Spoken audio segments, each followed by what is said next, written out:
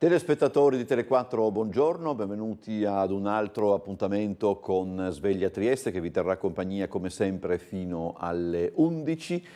Il numero di telefono a cui chiamare per intervenire è 040 977 8910.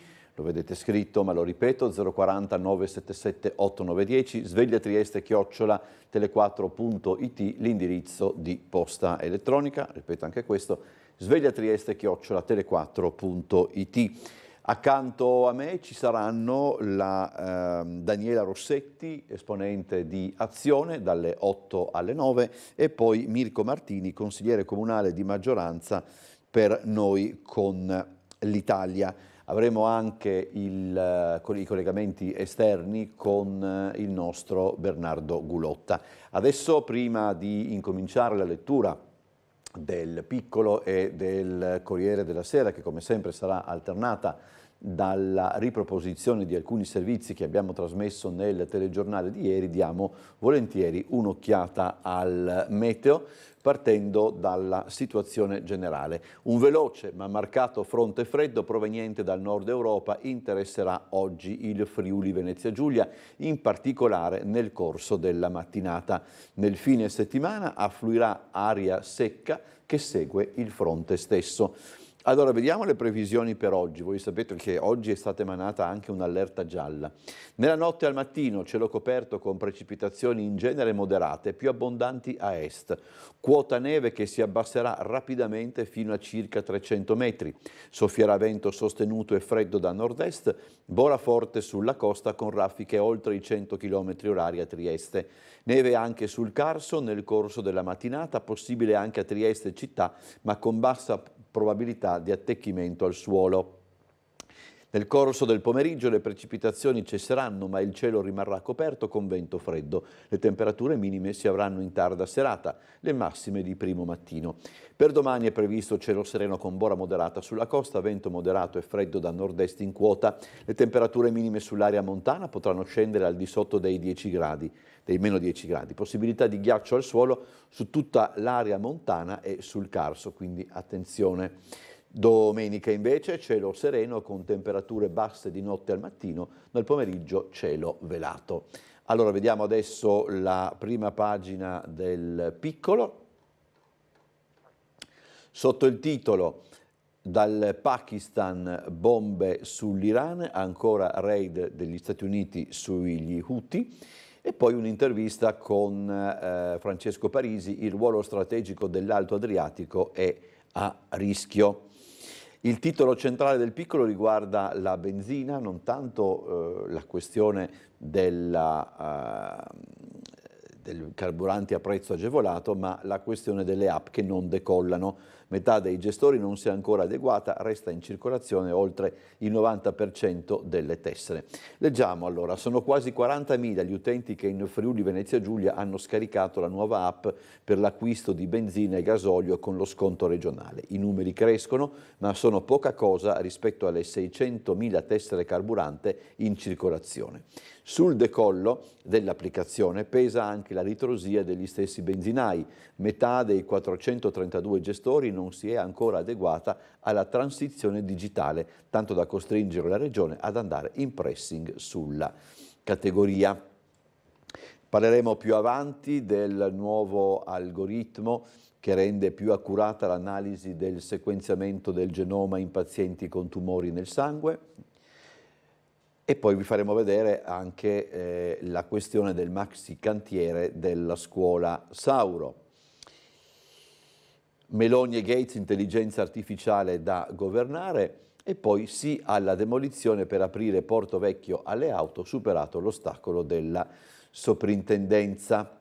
Porto Piccolo cerca il rilancio ad aprile con spa e ristorante, e poi anche il Trieste Film Festival. Questo per quanto riguarda il Piccolo. Andiamo invece al Corriere della Sera, sotto il titolo "Così cambiano i cellulari con l'intelligenza artificiale", poi c'è la Supercoppa, il Napoli è andato in finale, oggi Inter-Lazio. Allora, c'è questo verdetto della Cassazione per quanto riguarda il saluto romano: è reato solo se c'è pericolo fascista, scrive il Corriere della Sera, è lecito nelle commemorazioni. Per quanto riguarda invece la questione Sardegna, sapete che c'è una lite, una diatriba, c'era quantomeno fra Fratelli d'Italia e Lega. La Lega cede e quindi andrà a sostenere per le elezioni regionali in Sardegna il candidato di Fratelli d'Italia che si chiama Truzzu. Ancora, ecoattivisti, i blitz per motivi morali, scatta l'attenuante, condannati a 6 mesi per violenza privata aggravata e interruzione di pubblico servizio gli attivisti di Ultima Generazione che a novembre bloccarono la tangenziale di Bologna. 2 di loro volevano cementarsi sull'asfalto, per impedirlo servirono i vigili del fuoco e il 118. Ai giovani sono state concesse le attenuanti generiche e quelle legate alle motivazioni di ordine morale e sociale, assolti per il danneggiamento. Il caffè di Massimo Gramellini si concentra sul processo ad Alessandro Impagnatello, l'assassino di Giulia Tramontano. Leggiamolo insieme, come a me piace fare ogni volta che conduco. Il coccodrillo non piange perché ha divorato la preda, ma perché fa fatica a digerirla. Si comprende che anche Alessandro Impagnatiello faccia fatica a digerire il suo delitto, però le uniche lacrime veramente sincere restano quelle che si versano da soli, al buio, in una stanza priva di specchi. Per questo risulta così scontato e irritante il rito del reo confesso che arriva nell'aula di tribunale che dovrà condannarlo e per prima cosa chiede scusa e si commuove, parlando di sé, del fatto che anche lui, dopo ciò che ha commesso, ha finito di vivere. Così Impagnatiello non onora la vittima, ma fa la vittima, cercando di muovere a compassione l'opinione pubblica e di trasferirsi idealmente dal banco degli imputati da giudicare a quello delle parti civili da consolare.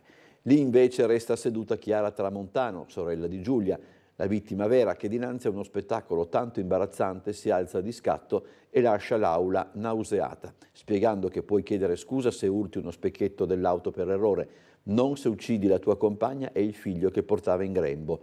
E non lo fai nemmeno in un raptus di follia, aggiungiamo noi, scrive Gramellini, ma avvelenandoli giorno dopo giorno con un topicida, il massimo della premeditazione. Impagnatiello deve aver equivocato il messaggio delle piazze che all'indomani dell'assassinio di un'altra Giulia, Cecchettin, invitavano le potenziali vittime di violenza a far rumore. Le vittime, appunto, ai carnefici si addice il silenzio. Andiamo avanti allora con il Corriere della Sera, andiamo nelle pagine interne. Conflitto in Medio Oriente, il Pakistan ora colpisce in Iran, scontro Netanyahu-Stati Uniti. Il leader israeliano esclude i 2 stati, controllo militare nostro a occidente del Giordano, ma la Casa Bianca insiste. In qualsiasi futuro assetto Israele deve poter controllare la sicurezza di tutta la regione a ovest del Giordano. Sempre pagina degli esteri, pressing Stati Uniti su Roma, un ruolo maggiore in Libano, gli italiani di UNIFIL hanno un canale storico aperto sia con le milizie di Hezbollah che con l'esercito israeliano. Senza la creazione di uno Stato palestinese non ci può essere sicurezza per Israele, è il punto di vista del ministro degli esteri russo Lavrov, laddove la von der Leyen afferma che l'Unione Europea continuerà a chiedere il rilascio di tutti gli ostaggi detenuti da Hamas. Al presidente israeliano ho detto dell'urgenza di affrontare la crisi a Gaza. Questa è una storia molto particolare. Amore, rabbia e palloncini, il primo compleanno di Kfir, il più piccolo dei prigionieri. Secondo la CNN i militari esumano corpi nella striscia in cerca di ostaggi morti e il bambino di cui ieri si è in qualche modo celebrato il compleanno aveva 9 mesi quando era stato rapito nel kibbutz di Nir Oz insieme al fratello di 4 anni, Ariel, e ai genitori Shiri e Yarden. Ieri palloncini arancioni alla manifestazione a Tel Aviv su quella che è diventata la piazza degli ostaggi in solidarietà alla famiglia del bambino rapito appunto assieme ai genitori, ha compiuto 1 anno di vita da prigioniero di Hamas. Proseguiamo con il Corriere, sempre per quanto concerne la questione medio orientale. Medio Oriente in fiamme, titola appunto questa pagina, dove vengono come dire, riassunti in una scheda tutti i fronti aperti, dal Mediterraneo all'Oceano Indiano, guerre, terrorismo e lotta per procura. Quindi vedete, insomma, dove ci sono questi tondi, questi simboli, significa che c'è un fronte aperto in Siria, tra Iran e Pakistan, in Iraq, nello Yemen, nell'Oceano Indiano, in Egitto, Sudan, Etiopia e appunto a Gaza. E pure adesso mi accorgo, pure in Somalia. Apriamo un altro capitolo, MES Conte al giurì con 100 pagine, la Premier prepara la difesa, il Presidente del Movimento 5 Stelle, voglio giustizia per le dichiarazioni false. Oggi tocca alla Meloni. Che cosa è successo? Il 12 dicembre la Premier mostra un fax nell'Aula del Senato in risposta alle accuse del Movimento 5 Stelle sul MES. La Premier sventola il foglio inviato dall'ex ministro Di Maio al rappresentante dell'Italia a Bruxelles per autorizzare l'ok al MES e dice: lo avete firmato il giorno dopo le dimissioni del governo Conte con il favore delle tenebre. La data sul fax è il 20 gennaio 2021, Conte si dimise il 26. Lo staff della Meloni dice: abbiamo argomenti fattuali inoppugnabili. La Meloni ha anche incontrato Bill Gates a Palazzo Chigi, il cambiamento va governato è lo slogan di tutto ciò. Andiamo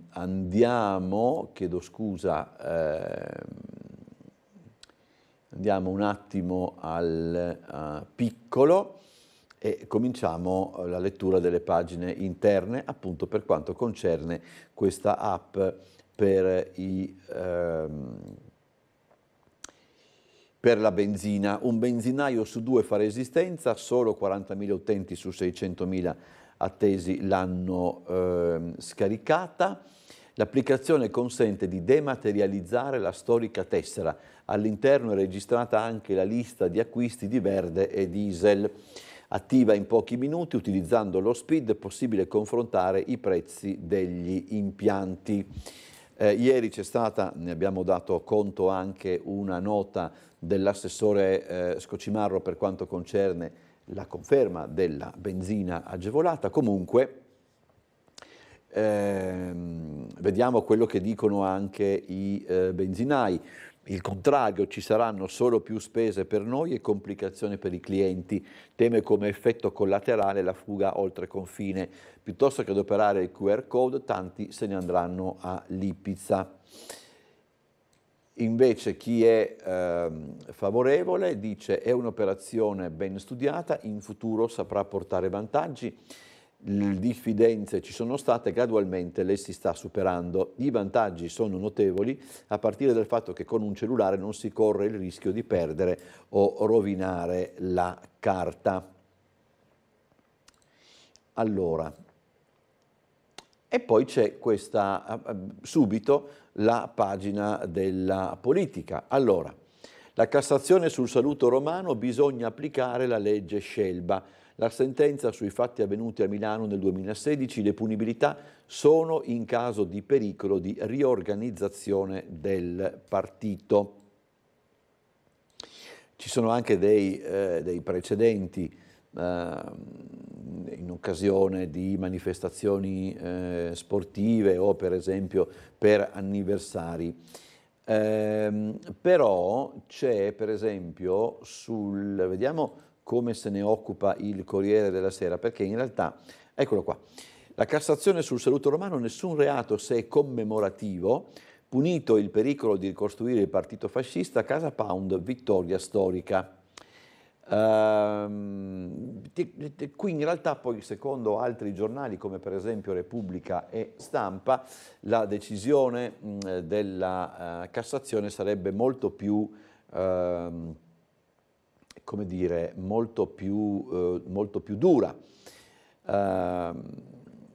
Intanto però tutto ciò comporta delle prese di posizioni particolari. Per esempio il ministro russo degli esteri Lavrov: non condannate il nazismo, dice, i voti di Italia, Giappone e Germania di un anno fa contro la risoluzione ONU che condanna la glorificazione del nazismo sollevano seri pensieri sullo sviluppo dei processi ideologici in questo paese, ha detto appunto il ministro Lavrov, e ci sono seri pensieri che possono essere sollevati anche in altri paesi, per dire la verità.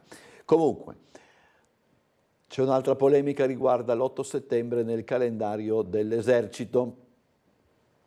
Polemiche perché il nuovo calendario militare porta la scritta "per l'Italia sempre prima e dopo l'8 settembre 1943", richiamando alla memoria l'armistizio e il fascismo. Dunque l'Italia prima, durante e dopo l'arrivo della democrazia. L'ANPI ne ha chiesto il ritiro. Il calendario è stato promosso dalla sottosegretaria alla difesa Isabella Rauti di Fratelli d'Italia. Guido Crosetto, ministro della difesa, anch'egli di Fratelli d'Italia, ha minimizzato, o comunque ha commentato, è più corretto dire così, polemiche assurde e ideologiche. Il calendario ricorda chi fece la scelta eroica per la liberazione. Allora, cominciamo a vedere alcuni dei servizi che abbiamo trasmesso nel corso del telegiornale di ieri. Poi la regia, quando vuole, può partire con il collegamento, può attrezzarsi per il collegamento con la sala operativa della Polizia Locale. C'è stata ieri una vasta, o quantomeno insomma ieri si è conclusa, è stata data notizia di una vasta operazione antidroga condotta dalla Polizia di Trieste, che ha portato all'arresto di 13 persone tra cittadini tunisini, albanesi e italiani, e sequestrati 1,7 kg di cocaina. Vediamo allora il servizio. Ha portato a condanne per complessivi 70 anni di carcere la vasta indagine antidroga della Polizia di Trieste, che ha sgominato una banda di spacciatori arrestando ben 13 persone. Le indagini sono partite nell'agosto del 2021 e hanno messo in luce una consistente attività di spaccio di cocaina gestita da alcuni cittadini di origine nordafricana pluripregiudicati che operavano sulla piazza triestina rifornendo quotidianamente decine di acquirenti. Lo smercio della cocaina avveniva in diverse zone della città, alcune di queste scelte anche per nascondere sottoterra le partite di droga. Il gruppo coinvolto nell'attività illecita aveva creato una delle sue basi all'interno di alcune aree verdi della città. La costante opera investigativa supportata da attività tecniche ha consentito agli operatori della squadra mobile della questura di raccogliere numerosi elementi di prova, sia grazie all'individuazione di alcuni punti in cui veniva occultata la cocaina, sia attraverso mirati sequestri nei confronti di alcuni acquirenti. Le indagini, che si sono protratte per diversi mesi, coordinate dalla Procura della Repubblica di Trieste con il magistrato Maddalena Kergia, hanno portato inoltre a individuare le fonti di approvvigionamento della droga. 2 i canali di rifornimento, uno facente capo a un cittadino tunisino domiciliato a Padova e un altro composto da alcuni cittadini albanesi residenti in provincia di Venezia. In tutto sono state arrestate, come si diceva, 13 persone, tra cittadini tunisini, albanesi e italiani, e sequestrati circa 1,7 kg di cocaina. Allora, adesso c'è collegato con noi il commissario De Grassi, proprio dalla sala operativa della Polizia Locale. Buongiorno commissario. Sì, buongiorno a tutti voi. Allora, oggi bisogna stare attenti al meteo, no? Più avanti in mattinata. Sì, sembra sia un po' sibillino il meteo. Adesso sono appena arrivato, c'erano 10 gradi, però danno la temperatura in repentino abbassamento, con pericolo di neve soprattutto sugli altipiano, perciò raccomandiamo prudenza e anche limitare se possibile l'uso degli autoveicoli e soprattutto dei motoveicoli, se dovesse cadere giù qualcosa di ghiacciato, diciamo, anche domani danno bolla forte e anche oggi forse in serata con possibili gelicidi. Perciò attenzione, evitare appunto l'uso smodato magari di autoveicoli. Per il resto la notte è andata bene, tranquillamente per quanto ci riguarda. Abbiamo in nota, per quanto riguarda la giornata odierna, alle 10:30 c'è la cerimonia dell'Epifania ortodossa con una processione che da via San Spiridione si porterà attraverso via Bellini e arriva 3 novembre sul Moglio Audace, e la classica cerimonia dell'Epifania ortodossa con il lancio delle croci in acqua. Perciò potrebbero esserci in zona, ripeto, verso le 10:30 dei rallentamenti. È sempre chiuso lo svincolo per adire la 202D praticamente da Catinara a via Marchesetti in discesa, attenzione, arrivando diciamo da Rozzol sulla via Marchesetti non si può scendere diciamo verso la GVT, ma solo girare verso destra per imboccare la galleria Carso oppure per recarsi in altipiano o sul Bivio d'H. Perciò attenzione, avremo delle pattuglie che monitoreranno eventuali situazioni di intasamento veicolare. Niente, ci sono anche due o tre presidi in zona Ortis, via Piazza Ortis, via Coronel e Piazza Giotti, non dovrebbero interessare comunque la viabilità ordinaria. Niente, per il momento rimaniamo così, poi vediamo cosa succede nell'arco della mattinata. Perfetto. Grazie commissario De Grassi, buona giornata e buon lavoro. Grazie anche a voi tutti. Allora, Giorgio Marchesic ci chiede di comunicare che domani alle ore dalle 10 alle 12:30 nella Sala Maggiore di via Fabio Severo 14/C si terrà un'assemblea pubblica nella quale si informerà la cittadinanza sui propri diritti garantiti dal Trattato di pace del 1947 che è legge dello Stato. Garanzie comunicateci, scrive Marchesic, ultimamente dalle Nazioni Unite.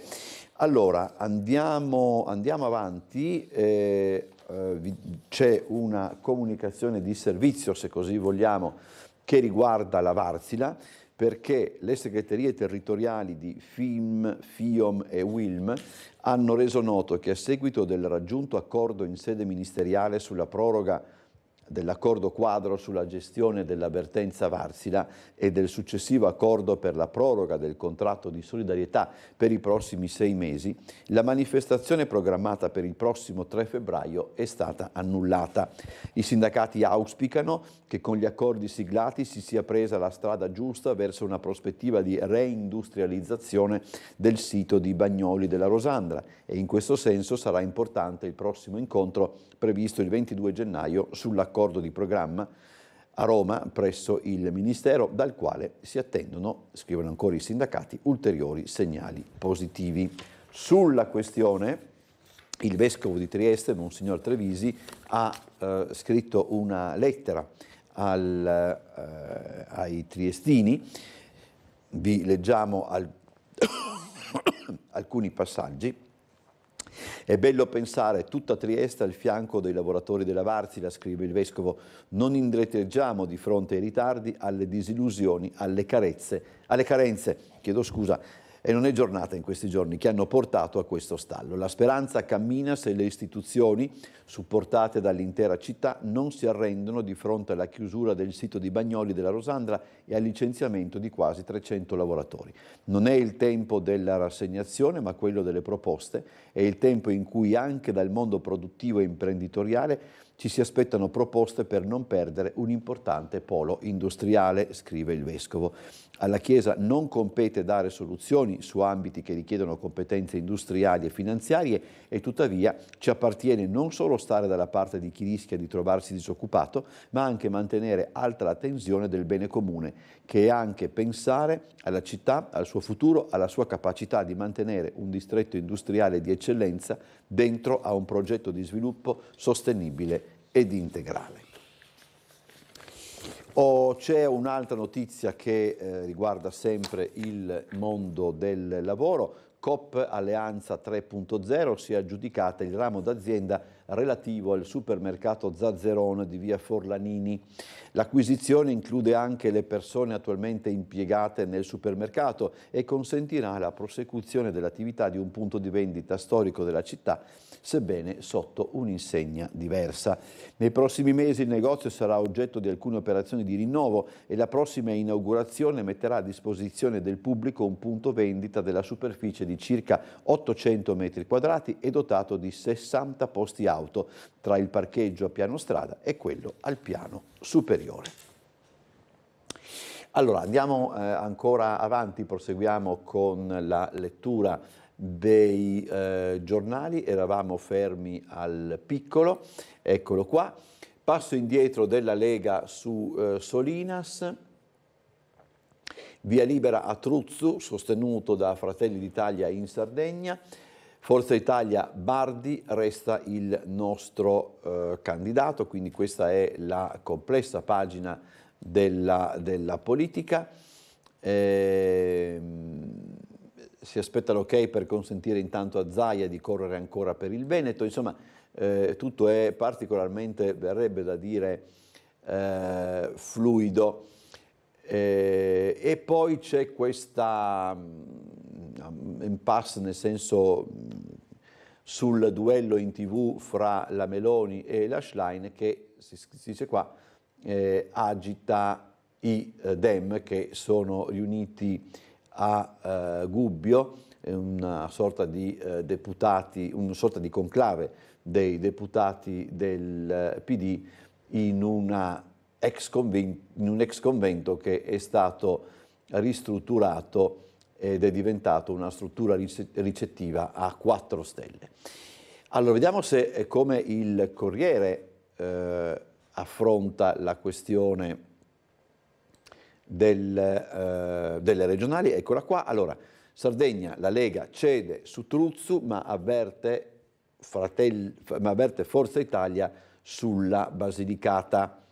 Un altro partito faccia lo stesso sforzo, Fratelli d'Italia, appello ai sardisti di Solinas, restiamo uniti. Questo è il candidato delle regionali che è il sindaco di Cagliari ed è appunto esponente di Forza Italia. Vediamo ancora, probabilmente la pagina politica non si esaurisce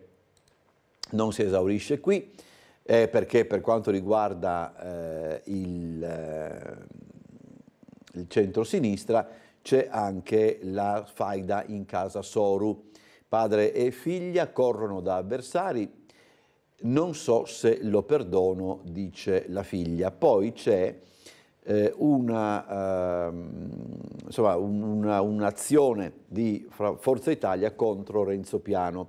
Adriano Paroli, senatore di Forza Italia e membro della Giunta delle elezioni e delle immunità parlamentari, ha lanciato un affondo su Renzo Piano. Parlando del senatore a vita, Paroli sostiene che andrebbe svolto un approfondimento anche sulle cariche ricoperte, anche in merito alla ricezione di compensi o emolumenti di provenienza estera. Nessun commento dall'entourage di Piano e polemiche dall'opposizione. Sul sito Dagospia si sottolinea come questa sorta di ritorsione nei confronti di Renzo Piano possa anche dipendere dal fatto che Piano fu uno degli storici avversari, diciamo così, di Berlusconi. Più vicino il duello TV Meloni-Schlein, i contatti tra gli staff sulle regole, leader PD verso la candidatura, crescono i malumori, al via in un resort il ritiro dei deputati. Poi c'è invece anche un'intervista con il sindaco di Firenze Nardella, la Premier convochi noi sindaci, la Schlein corre e un valore in più. E poi anche Nardella, che è primo cittadino di Firenze dal giugno del 2014, in qualche modo si candida alle europee perché dice: credo che la mia esperienza possa essere utile per il Parlamento europeo, sono a disposizione. Adesso noi andiamo in pubblicità, Poi ritorniamo con altre notizie, con il proseguimento della lettura dei giornali. Ci vediamo tra un po'.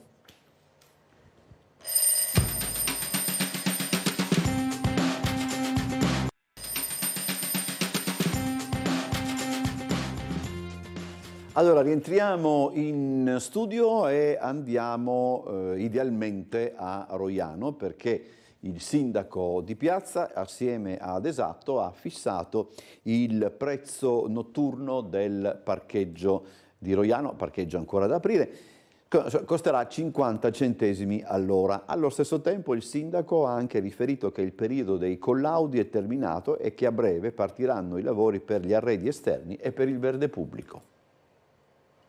Dopo aver preso fisicamente forma, il parcheggio realizzato a Roiano nell'ex spazio della Polizia Stradale incomincia ad avere contorni pratici più chiari per i cittadini del rione. La tariffa per chi lascerà l'automobile in orario serale e notturno sarà di 50 centesimi all'ora, come dichiarato questa mattina dal sindaco Roberto Di Piazza, che proprio oggi ha fornito alcuni dettagli che riguardano l'intero progetto, in primis la fine del periodo dei collaudi. Oggi ero con Esatto stamattina, che adesso prendono il parcheggio, hanno finito, c'erano alcuni spandimenti e la ditta è intervenuta, ai primi di febbraio 1.400.000 euro di alberature. Vedrai cosa viene fuori di Roiano. Però, cari concittadini, per fare un collaudo in Italia servono 6 mesi e 6 mesi sono passati. Adesso ho deciso ieri che faremo 50 centesimi di notte, in maniera dalle 9 di sera alle 8 del mattino, uno potrà mettere a 50 centesimi l'auto spendendo 4-5 euro, insomma, però è protetto, e invece di giorno sarà a rotazione, eccetera, eccetera. Signori miei, è tutto complicato. Se pensate che Roiano ho cominciato a occuparmene nel 2003, siamo nel 24. Questa è la realtà. Sposta la caserma della Postrada. Fai questo, fai quell'altro, ma questi sono i tempi purtroppo in Italia, perché abbiamo 1000 leggi. L'appalto sul verde pubblico, sugli arredi, l'area cani e i giochi per bambini porteranno il cantiere alla sua chiusura, dopo aver visto nel tempo abbattimenti, rimozione delle cisterne, la sistemazione delle volte del sottostante Rio Martesin, l'abbattimento del muro che delimitava l'area, la posa dei sottoservizi, la realizzazione del parcheggio e dell'asilo. L'ultimo passaggio riguarderà proprio le aree esterne, che per chi ha buona memoria sono state oggetto di qualche polemica per quanto visto sulla carta, ovvero sul fatto che alberature e zone verdi sarebbero per qualcuno poca cosa rispetto a ciò che richiede la cittadinanza. Non resta che aspettare per poi tirare le somme.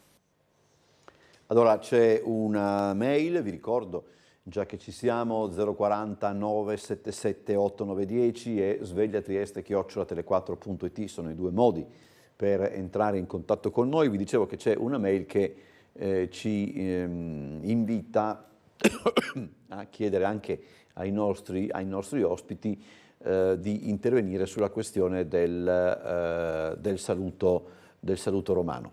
Il telespettatore dice: tutti questi saluti, sia braccio alzato che pugno chiuso, li vedrei in una chiave abbastanza populistica che rasenta persino il patologico. Vediamo poi magari di sollecitare appunto i nostri ospiti in tal senso. Torniamo al Piccolo.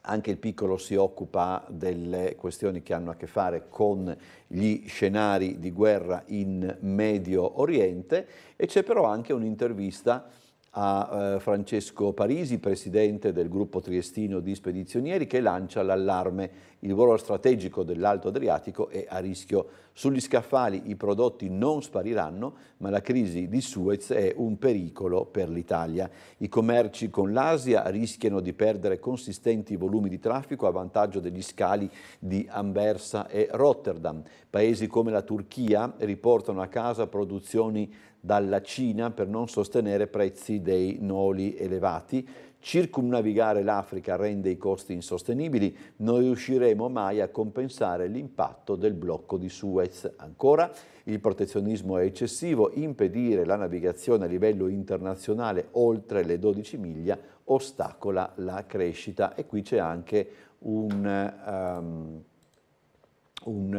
cartello, insomma, un grafico che sintetizza quella che è la situazione. se ho visto un'altra cosa, eccolo qua. L'aiuto dell'algoritmo nato tra Londra e Trieste allo studio sul genoma. Ce ne siamo occupati ieri.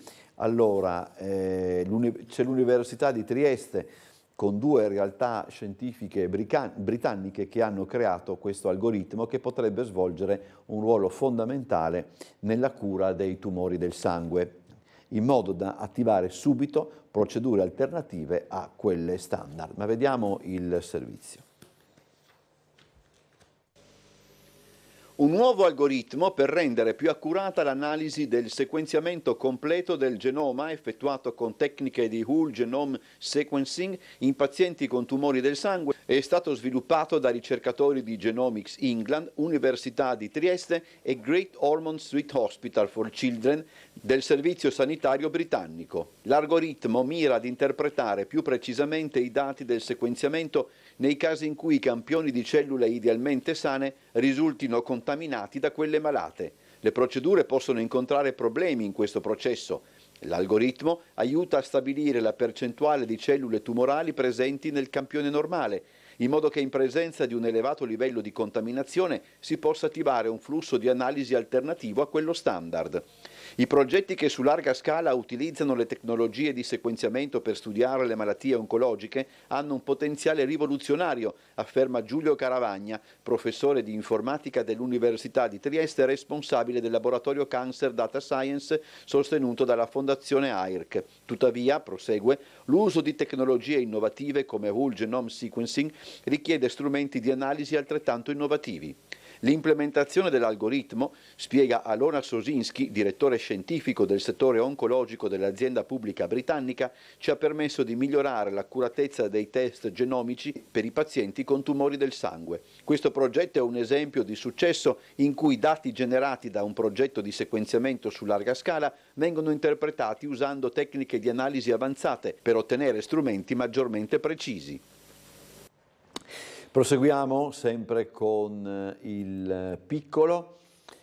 In Friuli Venezia Giulia pochi tutori per minori stranieri, centinaia di ragazzi restano senza guida. Approfondiamo un attimo. Il percorso di formazione dei tutori volontari è curato dal garante regionale per i diritti della persona Paolo Pittaro. Per chi volesse proporsi, il prossimo corso si terrà in febbraio con 4 giornate sparse su 2 settimane. Ogni lezione prevederà un modulo giuridico, uno sociale e uno pratico. In primavera invece è previsto un primo corso di aggiornamento per quanti sono già iscritti negli elenchi dei tutori volontari. I tutori volontari iscritti in regione sono quasi 140, dei quali circa la metà attivo. Il giudice onorario Lucio Prodam invita a farsi avanti in particolare a Udine. Il direttore del Tribunale per i minorenni di Trieste, Alessandro Danieli, lancia un appello a chi è disponibile. In questo momento ci sono circa 200 minori senza tutore ed entro fine anno prevediamo altrettanti nuovi arrivi. Ma i volontari restano troppo pochi, nei nostri registri abbiamo tutori costretti a seguire fino a 10 o più ragazzi, mentre la legge Zampa indica il rapporto ideale di un volontario ogni 3 minori. Boris Ditch, pensionato da poco più di un anno, ha iniziato a dare la propria disponibilità. Quel primo incarico arrivato per Abdur non parlava italiano, ci capivamo a gesti. La figura del tutore non coincide con quella dell'affidatario che ha la responsabilità diretta dell'accoglienza, di conseguenza si può assumere la tutela di un minore straniero non accompagnato senza coabitazione e sostentamento economico, ad esempio di un minore ospitato in un centro di accoglienza. Inoltre, il tutore volontario non risponde per eventuali reati commessi dal minore. Tiziana Bongiorno si è messa a servizio fin dagli esordi della legge nel 2017, ne ho seguite a decine in 6 anni, ciò che si riceve è più di quanto si dà. Viene chiesto ai tutori di rappresentarli nelle sedi legali, aiutarli a compilare le richieste di soggiorno e parlare con insegnanti e medici. È necessario un adulto che non sia una figura incerta come tante che i ragazzi hanno già incontrato. Proseguiamo ancora, io direi di passare un attimo al Corriere, vediamo come... Ecco qua. Gli ecoattivisti condannati per il blocco della strada, ma fu un'azione morale. Il GUP riconosce l'attenuante, ultima generazione esulta. Il 2 novembre a Bologna alcuni ecoattivisti bloccarono per un'ora la tangenziale. Ieri c'è stata la sentenza di condanna di primo grado. Il GUP ha concesso l'attenuante dei motivi di ordine morale e sociale. Allora, qua non è che si possa... C'è un ordine morale e sociale anche per chi deve andare a lavorare, anche per chi magari deve recarsi a fare delle visite sanitarie, eccetera, e francamente non lo so, insomma. Un ecologista dice: non mi fermerò, questa sentenza dimostra che il metodo è giusto, il reato per cui siamo stati condannati è per noi un atto di resistenza, è giusto mettersi in gioco per il nostro mondo. Beni culturali intanto per i vandali, sanzioni fino a 60.000 euro, multe da 20.000 a 60.000 euro per chi distrugge, disperde, rende inservibili beni culturali o paesaggistici, sanzioni fino a 40.000 euro per chi imbratta monumenti o li destini ad un uso incompatibile con il loro carattere storico e artistico, reclusione da 1 anno a 6 mesi e multa fino a 1.000 euro per chi deturpa anche teche o strutture che li conservano. Questo è il provvedimento che è stato votato, che è passato alla Camera. La scorsa estate c'era stato già anche l'ok del Senato. Allora, torniamo ad occuparci di cose cittadine, parliamo di scuola. Ieri sono stati presentati i lavori, gli interventi di riqualificazione dell'intero complesso scolastico di via Tigor, che comprende anche la scuola dell'infanzia Marina Spaccini e la secondaria di primo grado Carducci Dante.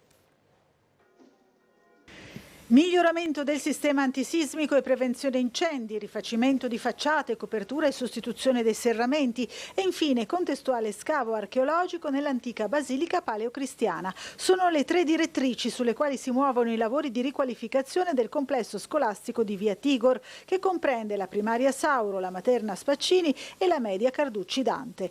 Una parte dei lavori è in fase di completamento a febbraio, mentre per l'antisismica occorrerà aspettare il luglio del prossimo anno, come hanno spiegato gli assessori Elisa Lodi e Maurizio De Blasio, insieme ai tecnici impegnati nell'intervento. È un intervento importantissimo, ritengo, perché è una riqualificazione completa dell'edificio.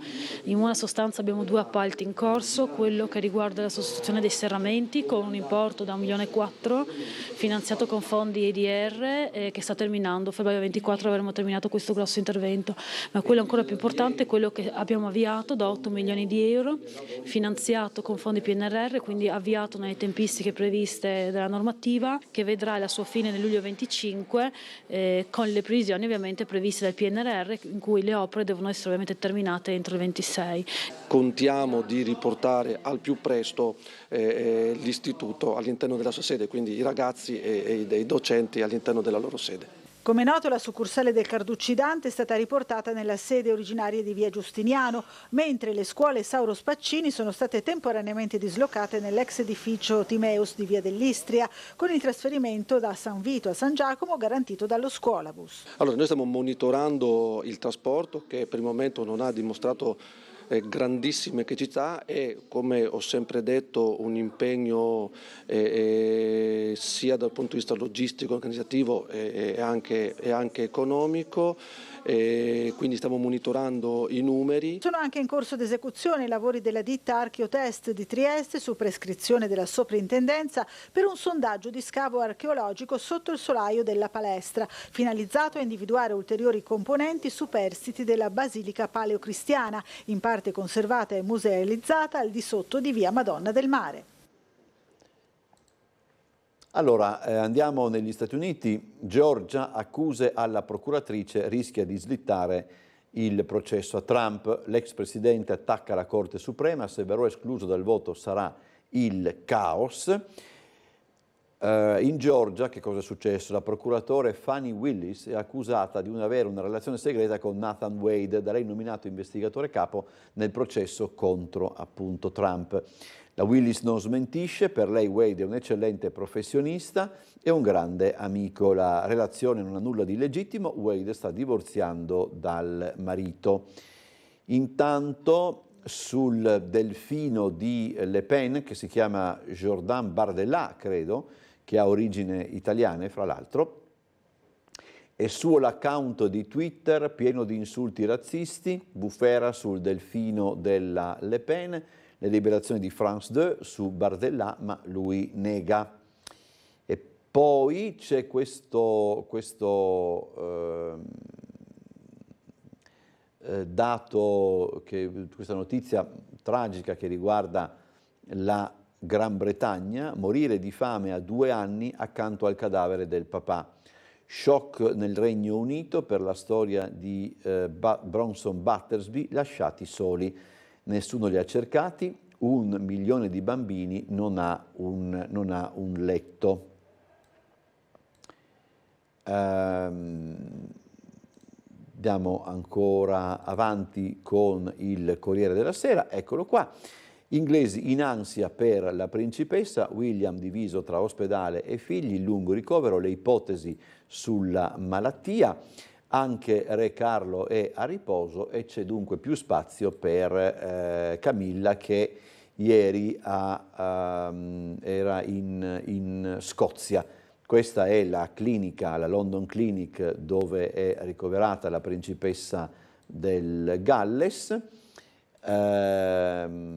La convalescenza, sapete, durerà fino a Pasqua e non si conoscono le ragioni del ricovero.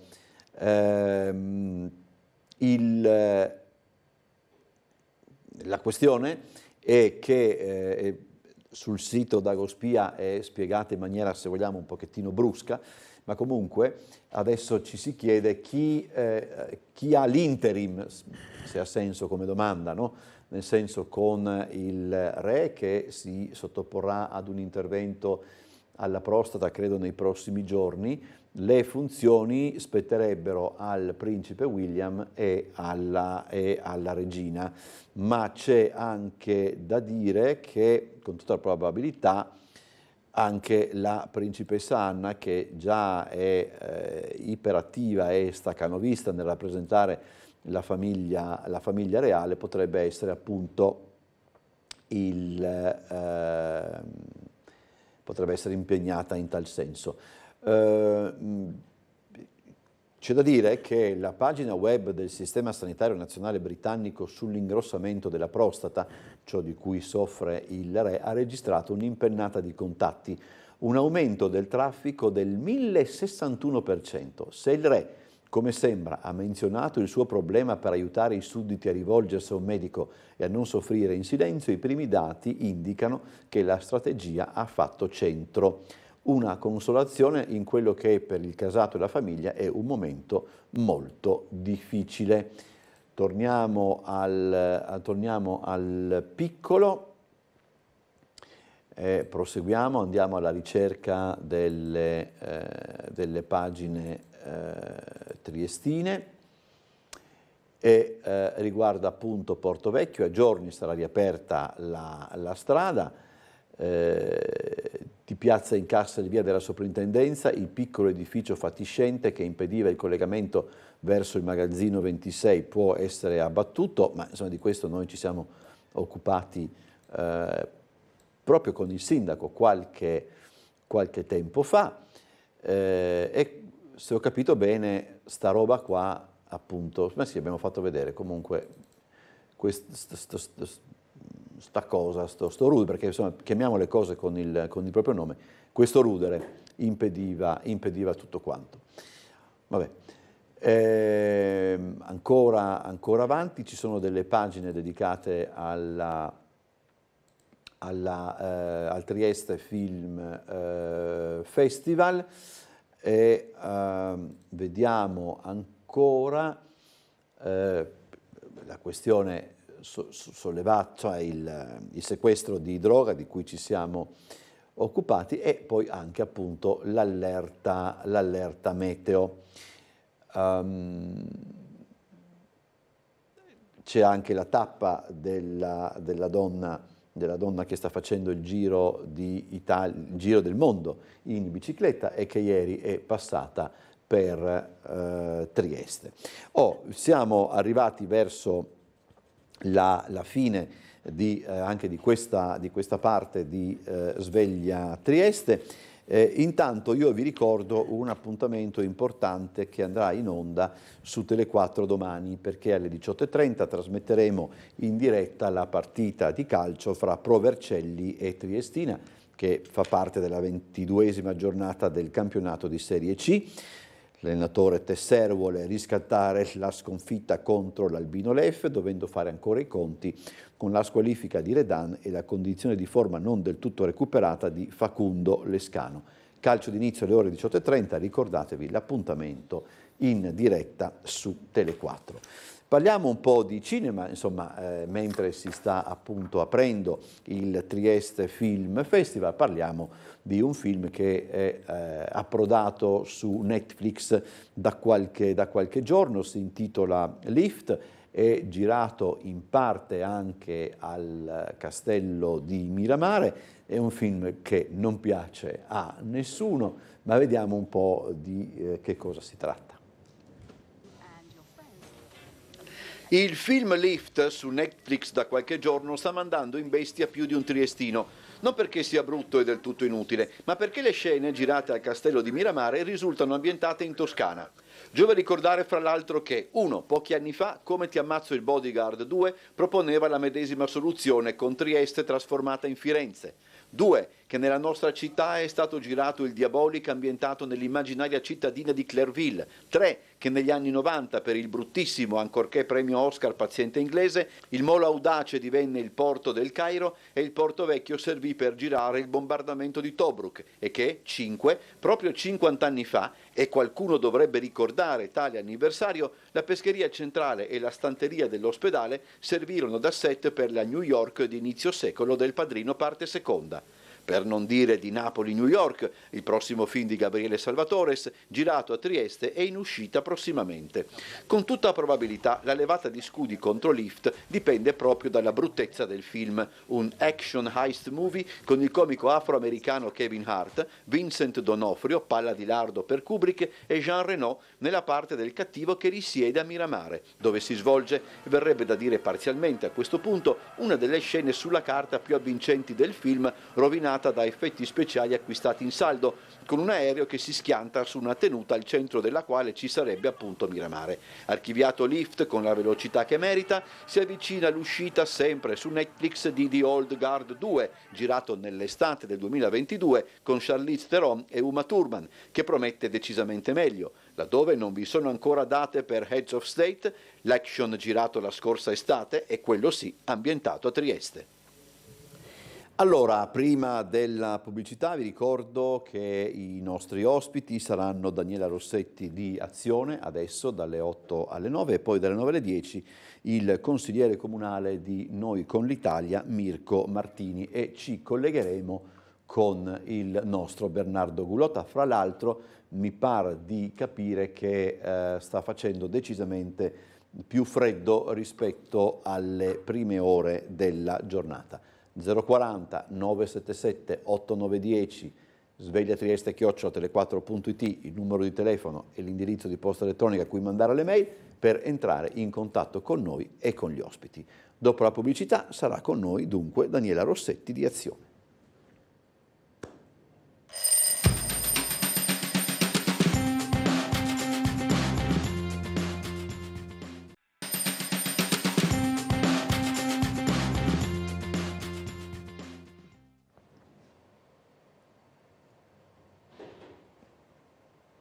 Dovremmo esserci. Eccoci, sì, ci siamo. Allora, come annunciato è con noi Daniela Rossetti di Azione, grazie per essere tornata nei nostri studi. Io vi ripeto che il numero cui chiamare è 040 977 8910, svegliatrieste@tele4.it invece è l'indirizzo di posta elettronica. Cominciamo un attimo parlando di elezioni europee, perché insomma c'è tutto un bailam in merito alle candidature anche illustri. Si discute se la segretaria del PD debba candidarsi o meno.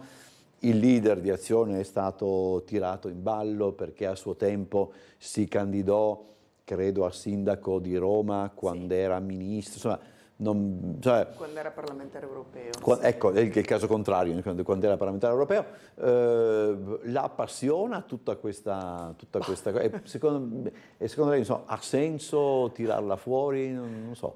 Non particolare. Intanto buongiorno a tutti, grazie per l'invito. Non è che mi appassioni particolarmente la discussione e soprattutto la polemica su chi si candida e chi non si candida.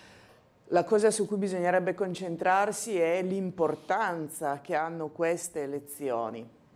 In generale perché l'Europa ormai è una parte fondamentale della vita politica istituzionale e anche economica di tutti i paesi che ne fanno parte, per cui è importantissima. In questo momento in particolare è importante perché stiamo vivendo una fase di grandi cambiamenti, di grande difficoltà. Vediamo le guerre che ci sono in corso, quindi assetti geopolitici che si stanno un po' misurando, potenze che si stanno misurando anche alle porte dell'Unione Europea. Vediamo l'impatto che queste guerre, come la guerra Israele, Gaza, Hamas, eccetera, ha anche sui traffici, no? Vediamo le navi che non riescono più a arrivare nel Mediterraneo, che quindi da Suez, e quindi devono fare tutta la circonvallazione dell'Africa, e l'impatto che questo ha sull'economia. Quindi insomma, poi vediamo anche all'interno dell'Europa una contrapposizione forte fra idee diverse di Europa.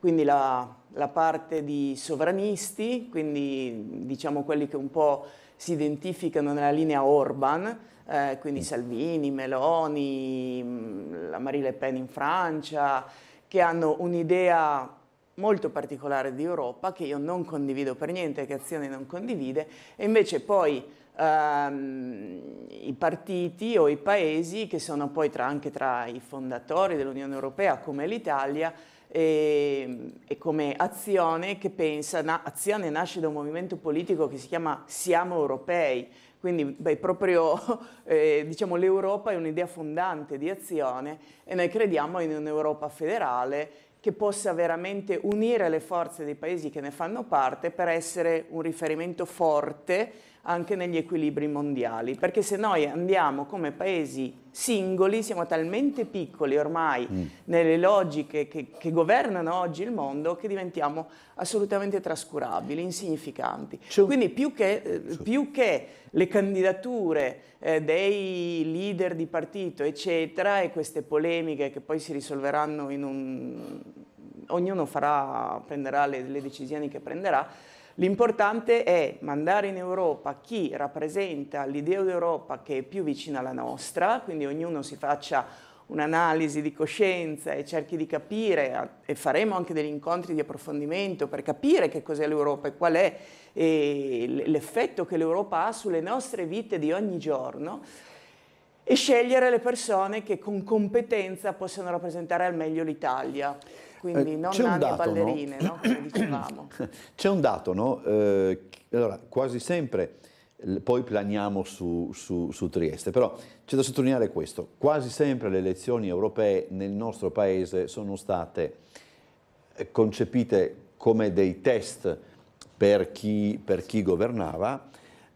Raramente ci si è concentrati sul significato proprio delle elezioni a livello europeo. Non so se questo succede anche negli altri paesi, però mi mi pare di capire, per quello che ha detto lei, ma anche per tutto quello che si legge in questi giorni, che invece stavolta, quantomeno fatta la tara delle polemiche, appunto candidati sì, candidati no, mi pare di capire che questa volta proprio ci sono delle idee di Europa esatto, che vanno confrontate, no? Sì, quindi appunto in questo momento noi dobbiamo decidere qual è la strada che vogliamo prendere. Possiamo decidere di appunto restare isolati all'interno dei nostri singoli paesi e vediamo i problemi enormi che questo porta sull'immigrazione, per esempio, no? Allora, Orban dice non partecipiamo alla ridistribuzione dei migranti, facciamo i muri, eccetera. Allora, paesi alleati di Orban o partiti alleati di Orban, come appunto Meloni, Salvini, eccetera, devono capire che se vogliono andare su quella strada lì, chi arriva in Italia resta in Italia, per esempio. E se noi vogliamo invece gestire problemi così importanti e così complessi, dobbiamo lavorare insieme agli altri paesi europei, quindi avere un'Europa federale in cui si possano condividere risorse, strutture, in cui per esempio l'esercito europeo, faccio un esempio fra tanti, l'esercito europeo, ma perché ogni paese europeo deve avere il suo esercito, deve spendere una quantità di soldi enorme in armamenti, eccetera, quando in realtà si potrebbe mettere tutto a fattor comune, avere un esercito condiviso fra i vari paesi europei, sarebbe molto più efficace, sarebbe molto meno costoso, quindi buona parte di quei soldi potrebbe essere spesa su altre cose e potremmo agire come un'unica entità, no? Quindi converrebbe a tutti, converrebbe a tutti. C'è una telefonata? Sì. Chiedo scusa se l'ho interrotta. No, beh. Pronto, buongiorno. Pronto, buongiorno. Mi scusi la voce, sono raffreddata. Prego, signora. Volevo fare una domanda alla signora Rossetti, no? Sto vedendo che in nessun, non parlo di voi, parlo in generale, in nessun canale sta girando praticamente la rivolta degli agricoltori in Germania, in Francia e in tanti altri posti a causa di quello che stanno facendo, cioè che non vogliono far coltivare i terreni e tutto il resto.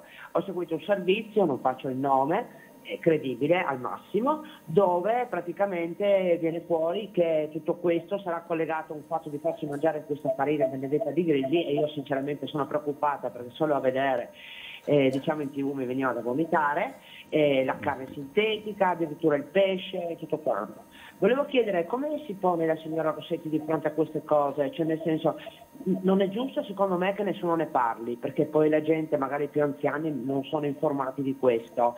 E poi come si pone di fatti a queste, diciamo, tra virgolette, leggi che metteranno su queste cose e se lei è d'accordo che noi dovremmo rinunciare al nostro, diciamo, patrimonio alimentare italiano per mangiare queste cose assurde. Ecco, ho capito a quello che si riferisce. Grazie, buongiorno. Grazie signora. Sì. Allora no, assolutamente non dobbiamo rinunciare al nostro patrimonio enogastronomico, ma scherziamo, siamo il paese al mondo in cui si mangia meglio in assoluto, quindi teniamoci la nostra cucina, teniamoci le nostre materie prime, teniamoci tutta la diversità gastronomica che abbiamo in Italia, perché in Italia veramente non solo ogni regione ha la sua cucina tipica, ma ogni paese, ogni città, andiamo 20 km più in là e già c'è un piatto tipico diverso, abbiamo una ricchezza incredibile da questo punto di vista e abbiamo anche tanto turismo, tante persone che arrivano in Italia anche per gustare la nostra cucina, quindi questa è assolutamente una ricchezza che abbiamo, che dobbiamo continuare a portare avanti, a coltivare, a sviluppare, a far conoscere a tutto il mondo che comunque ci conosce per questo, no? Anche per questo, non solo per questo, viva Dio. Dopodiché però vicino all'importanza di salvaguardare la nostra cucina, l'enogastronomia, c'è anche l'importanza di non isolarsi da processi di ricerca che avvengono in tutto il mondo. Allora anche qui, torniamo al discorso dell'Europa, non possiamo dire in Italia, allora non facciamo ricerca sulla carne sintetica, sì, no? Capito. Non facciamo ricerca, però tutti gli altri paesi la fanno. Ecco, questo ci mette un po' ai margini. Allora facciamo pure la ricerca. In alcuni casi, per esempio in alcuni paesi del mondo, avere accesso a cibo in cui magari oggi, non lo so se in Africa hanno tanto accesso facile a cibo magari a basso costo, no? Quindi ci sono paesi del mondo in cui queste cose potrebbero essere utili. Perché noi dobbiamo dire no, noi non facciamo ricerca su questo? Allora partecipiamo, facciamo la ricerca, dopodiché continuiamo a valorizzare la nostra cultura culinaria, la nostra cucina e la nostra agricoltura, che va benissimo e non sarà mai paragonabile alla carne sintetica. Ecco, quindi stiamo parlando di due cose diverse. Però anche questo, è inutile che l'Italia o un qualsiasi altro paese faccia questi discorsi a livello di singolo paese. Facciamo massa critica, già l'Europa è piccolina rispetto ad altre potenze mondiali. Mettiamoci tutti insieme e decidiamo queste cose a livello europeo tutti insieme, perché altrimenti non ha nessun effetto, Allora, il signor Claudio, se non mi sbaglio, sì, ci ha inviato, possiamo farla vedere anche, appunto una tabella, insomma, un'immagine che ci fa capire che cosa comporta, per esempio, per materiali insomma, che arrivano dalla Cina, che cosa comporta la crisi del canale di Suez. Se questa era la strada che io mi ostino a indicare con la matita anche come se vabbè, questa è questione generazionale. Se quella che vedete sopra, novembre 2023, era il percorso che dalla Cina si faceva per arrivare dalle parti... Col mouse, sì, grazie. Abbiate pazienza. Questo è appunto quello che succedeva a novembre, quindi insomma, vedete anche la rapidità con cui le merci arrivavano, per esempio, dalla Cina. Guardate quello che succede adesso con la crisi del canale di Suez, no? Credo che questa sia la situazione proprio delle navi che si stanno spostando, se non mi sbaglio, adesso non ho capito se questo è una di quelle robe tipo come segui il percorso degli aerei, eccetera, ma comunque insomma anche così non fosse, capisci l'enorme, insomma, e tutto ciò significa costi, ecco, insomma, che poi paghiamo noi. Assolutamente, ma infatti è un po' quello che dicevo prima legato agli impatti, no? delle guerre che ahimè stiamo vivendo in questo momento. La rotta che fa la circonnavigazione dell'Africa, e giustamente fanno la circonnavigazione dell'Africa perché se passano dal canale di Suez rischiano di essere attaccati, quindi ovviamente è un rischio che portacontainer eccetera non possono permettersi. Quindi facendo il giro lungo si aggiungono settimane di trasporto. Quindi aggiungere settimane di trasporto vuol dire aggiungere tempi, vuol dire aggiungere costi, vuol dire aggiungere intasamento e mancanza di container, vuol dire avere un impatto poi sui costi dei prodotti finiti, che quindi paghiamo noi, e vuol dire, anche vedendo la mappa che ha mandato il telespettatore, che se uno fa il giro dell'Africa, a quel punto, parlando proprio della nostra regione e di Trieste, non conviene forse più tanto poi andare e infilarsi dentro nel Mediterraneo per poi risalire in Tirreno o in Adriatico e venire per esempio a Trieste, no? A quel punto tanto vale andare su e andare in Olanda, no? E quindi andare ai porti del nord. Questo è particolarmente grave per tutti, ma è particolarmente grave per noi, per Trieste, la nostra regione. E qui mi riallaccio un attimo a quello di cui il presidente D'Agostino parla ormai da tempo, perché lui è sempre un passo avanti, no? Dice sempre non bisogna avere solo l'opzione A, bisogna avere anche la B, ma anche la C, la D e la E. Allora lui ha sempre parlato del porto fuori dal porto e del porto al di là delle navi. Quindi bisogna diversificare e vedere il porto non solo come un posto in cui la nave carica e scarica merci, che ovviamente è il core business, no? Però bisogna diversificarlo e pensare ad altre cose che possono essere fatte in porto, considerato come un'area di mare, no? Quindi vabbè, adesso c'è questa cosa dell'agricoltura, no? In Punto Franco, sì. quindi insomma ci sono tanti progetti che, però è ovvio che il core business è quello delle navi. Sentiamo la telefonata che è in linea. Buongiorno. Pronto? Pronto? Prego. Buongiorno, un attimo che chiudo l'audio. Sono il signor Marini, parlo da Trieste, Friuli, Venezia Giulia. Sarò breve, volevo solo porre una domanda. Una richiesta che nessuno mi ha dato una risposta. Questo famoso PNRR sono miliardi e miliardi presi prestito, ma io volevo sapere, sono soldi che devono essere ritornati, ma a quale interesse? Ringrazio e attendo una risposta. Ringrazio Marini. Grazie signor Marini. Allora, buongiorno signor Marini. I soldi del PNRR sono in parte forniti a fondo perduto e in parte sono prestiti, correttamente come lei ha detto. E questi prestiti vengono fatti a dei tassi che sono più vantaggiosi rispetto a andare a cercare i prestiti sul mercato, diciamo. Quindi è ovvio che sono soldi che vanno restituiti in gran parte e che quindi non si possono sperperare perché comunque sono denaro pubblico. Però se vogliamo fare un investimento e dobbiamo cercare finanziamenti, allora è più conveniente usare i soldi del PNRR piuttosto che cercare investitori facendo vendita di buoni dello Stato o andando a cercare investitori stranieri, eccetera.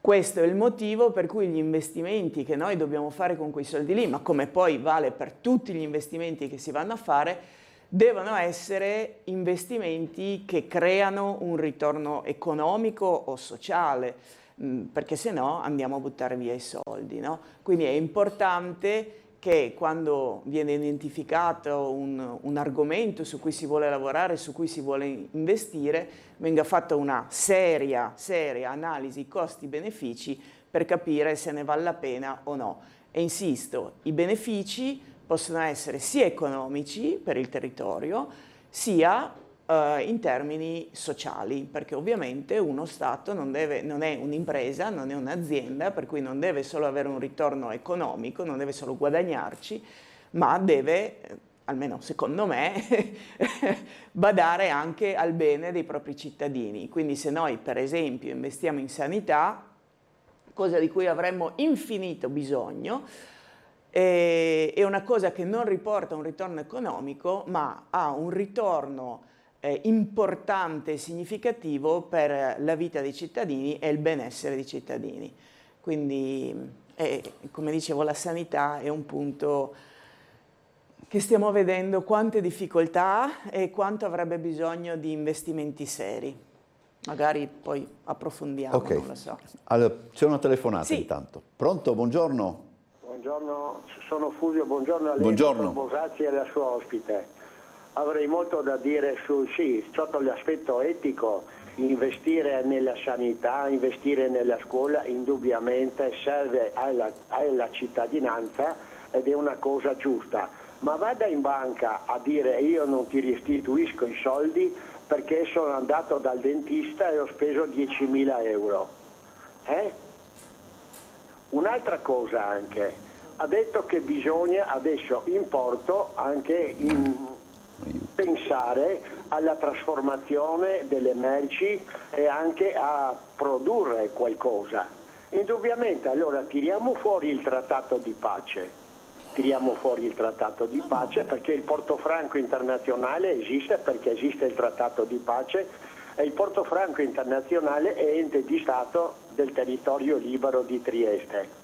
Un'altra cosa, noi col PNRR non possiamo prendere i soldi del PNRR perché sempre per trattato di pace il territorio libero non può fare accordi in esclusiva con nessuno, può fare accordi economici, culturali, ma non in esclusiva come l'Unione Europea.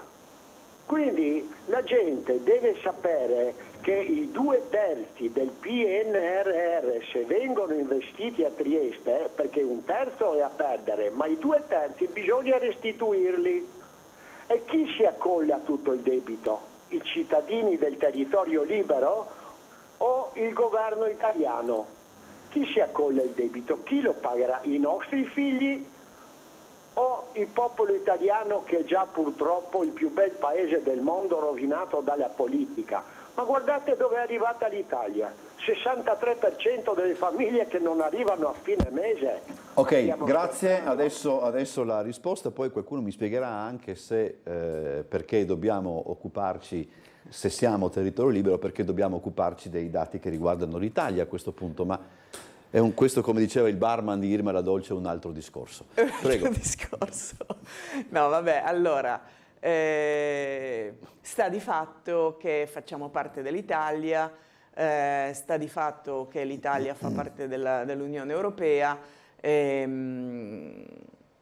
questo è un dato di fatto. Ok, bene. Detto ciò, con me e con Azione sfondo una porta aperta parlando di attività produttive in porto e in zona franca perché non so se è al corrente, ma noi abbiamo fatto come Azione un'interrogazione parlamentare sull'extraterritorialità doganale del porto di Trieste. Per cui noi ci stiamo battendo su questo e continueremo a farlo anche insieme appunto al Presidente D'Agostino e assolutamente è fondamentale perché anche noi stiamo vedendo tutta una serie di crisi aziendali, prima su tutte la Wärtsilä, però diciamo ci sono altre aziende purtroppo che nel nostro territorio stanno chiudendo per vari motivi e la nostra città, certo, abbiamo il turismo, abbiamo tante cose belle, abbiamo l'enogastronomia come dicevamo prima, però senza attività produttive non è sostenibile la cosa. Quindi abbiamo bisogno di attrarre aziende che vengano sul nostro territorio anche a produrre e questo può essere un volano per l'economia non solo della fascia costiera del Friuli Venezia Giulia e di Trieste in particolare, ma di tutta la regione. Allora, cosa vuol dire avere l'extra doganalità del porto? Vuol dire che un'azienda può andare in un punto franco e fare trasformazione industriale. Questo pezzetto ad oggi manca, quindi esistono i punti franchi ma non si può fare la trasformazione industriale in punto franco. Se noi potessimo avere anche questo tassellino che ad oggi è mancante, beh, diciamo che i punti franchi di Trieste sarebbero veramente molto più attrattivi di quanto lo sono ora. Come dicevo, abbiamo fatto un'interrogazione parlamentare, la riproporremo a breve, quindi vi do questa anteprima, quindi noi continuiamo a lavorare e impegnarci su questo aspetto perché se noi vogliamo competere con altre zone d'Italia, d'Europa e del mondo, visto che viviamo in un mondo globalizzato, dobbiamo poter offrire qualcosa in più che gli altri non hanno e questo in più noi ce l'avremmo e quindi dobbiamo cercare di ottenerlo. Allora c'è una telefonata alla quale risponderemo dopo la pubblicità. Pronto? Pronto? Mi sente, dottor Rosati? Sì, buongiorno, buongiorno. Buongiorno a lei e alla sua ospite. Buongiorno. Volevo dire alla sua ospite che non ha risposto praticamente quasi niente al telespettatore telespettatrice era, che aveva parlato dei trattori che sono in movimento in diversi stati dell'Europa.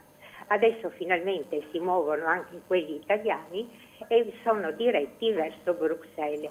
Questa è una notizia che ho sentito questa mattina su una radio nazionale. E poi volevo dire, sì, la cucina italiana è la migliore, però si ricordi che per i giovani la cucina italiana proprio è una cosa che non interessa, perché vanno quasi, io ho avuto 2 nipoti che adesso hanno fatto 18 anni e per il 18esimo uno è andato al McDonald's e l'altro è andato invece dove cucinano il sushi.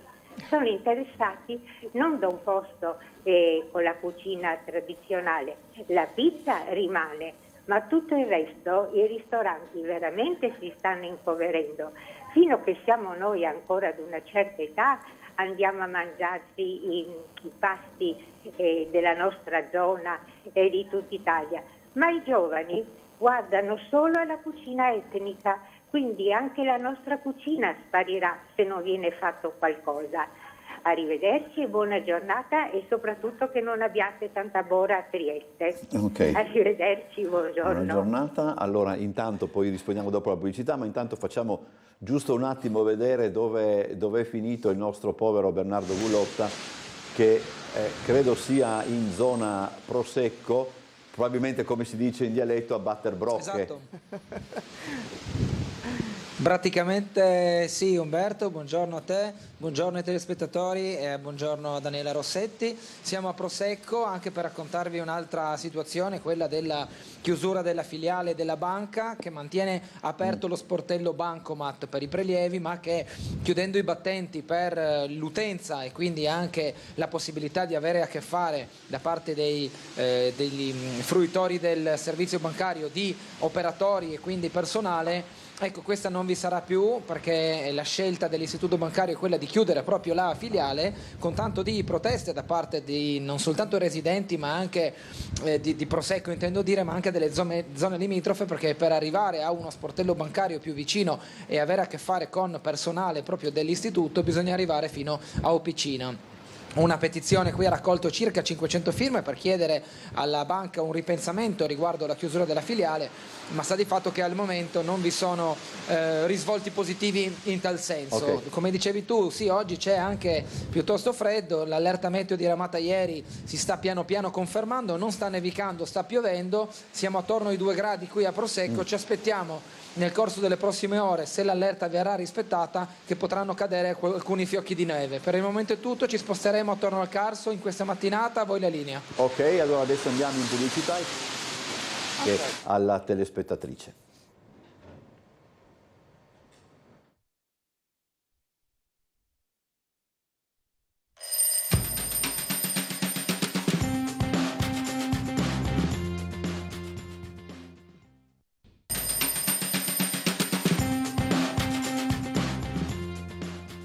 Allora, c'è il consueto intasamento, nel senso che abbiamo da rispondere ad una chiamata di prima, però c'è già una chiamata in linea. Allora, io non voglio mai far aspettare eccessivamente chi è in linea. Sentiamo la telefonata e poi rispondiamo eventualmente ad entrambe. Buongiorno. Buongiorno a lei, suo ospite, sono Gino. Buongiorno, signor Gino. Un telespettatore ha chiesto all'ospite di dire qual è l'interesse del PNRR. E l'ospite non ha precisato la cifra, perché non lo può precisare, perché ancora oggi i fondi che sono sottostanti al PNR devono appena essere reperiti sul mercato azionario e nessuna banca va ad acquistare dei titoli che non rendono, per cui la BCE se li ricomprerà, però noi nel frattempo abbiamo versato una certa quota di soldi nostri veri per sopportare il fondo che dopo verrà creato ed aumentato. Nessuno dei politici spiega che la BCE crea soldi dal nulla e questi soldi, che sono l'euro non ha sottostante niente, non ha oro, non ha niente, non ha nessun valore. Il valore lo diamo noi quando facciamo il prestito che col nostro lavoro restituiamo alle banche.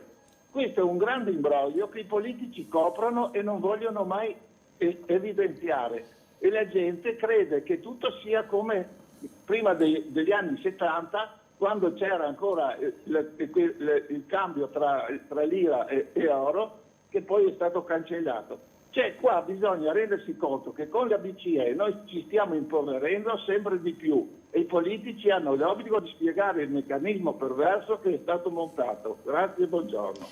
Allora, se vuol poi dopo sentiamo la questione del cibo che a questo punto mi pare. Meccanismo perverso, cioè la BCE e l'Unione Europea per la prima volta, vabbè anche col Covid l'aveva fatto, ma insomma crea dei fondi, dei bond che poi andranno piazzati, che vanno piazzati sul mercato, quindi vengono messi sul mercato finanziario e ci saranno come qualsiasi altro strumento finanziario delle offerte e delle persone che comprano, o degli enti, degli stati che comprano questi bond.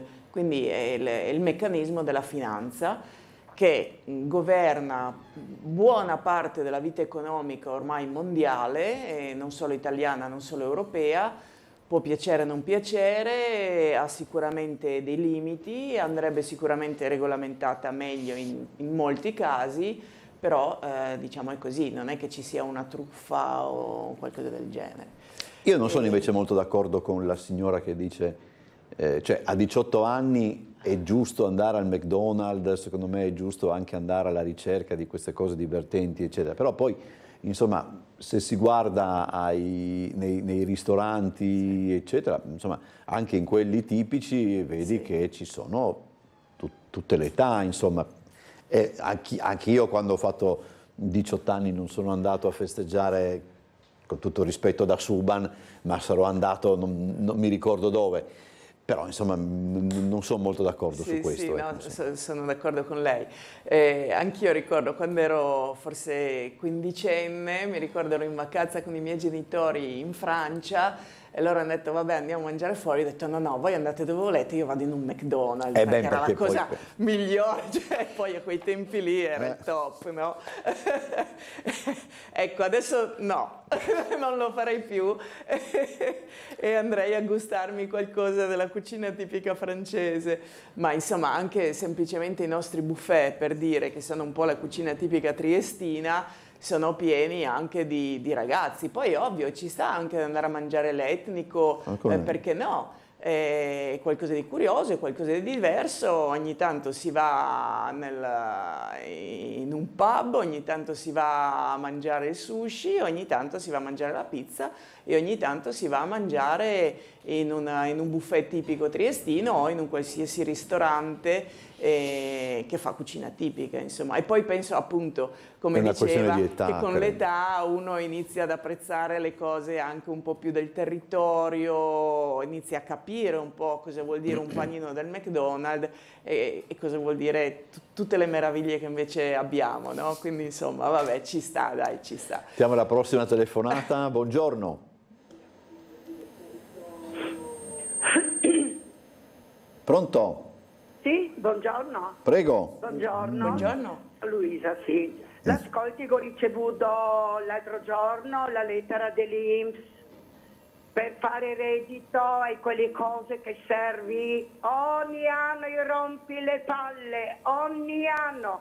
Noi Trieste siamo anziani, la maggioranza siamo anziani. Ogni anno, che reddito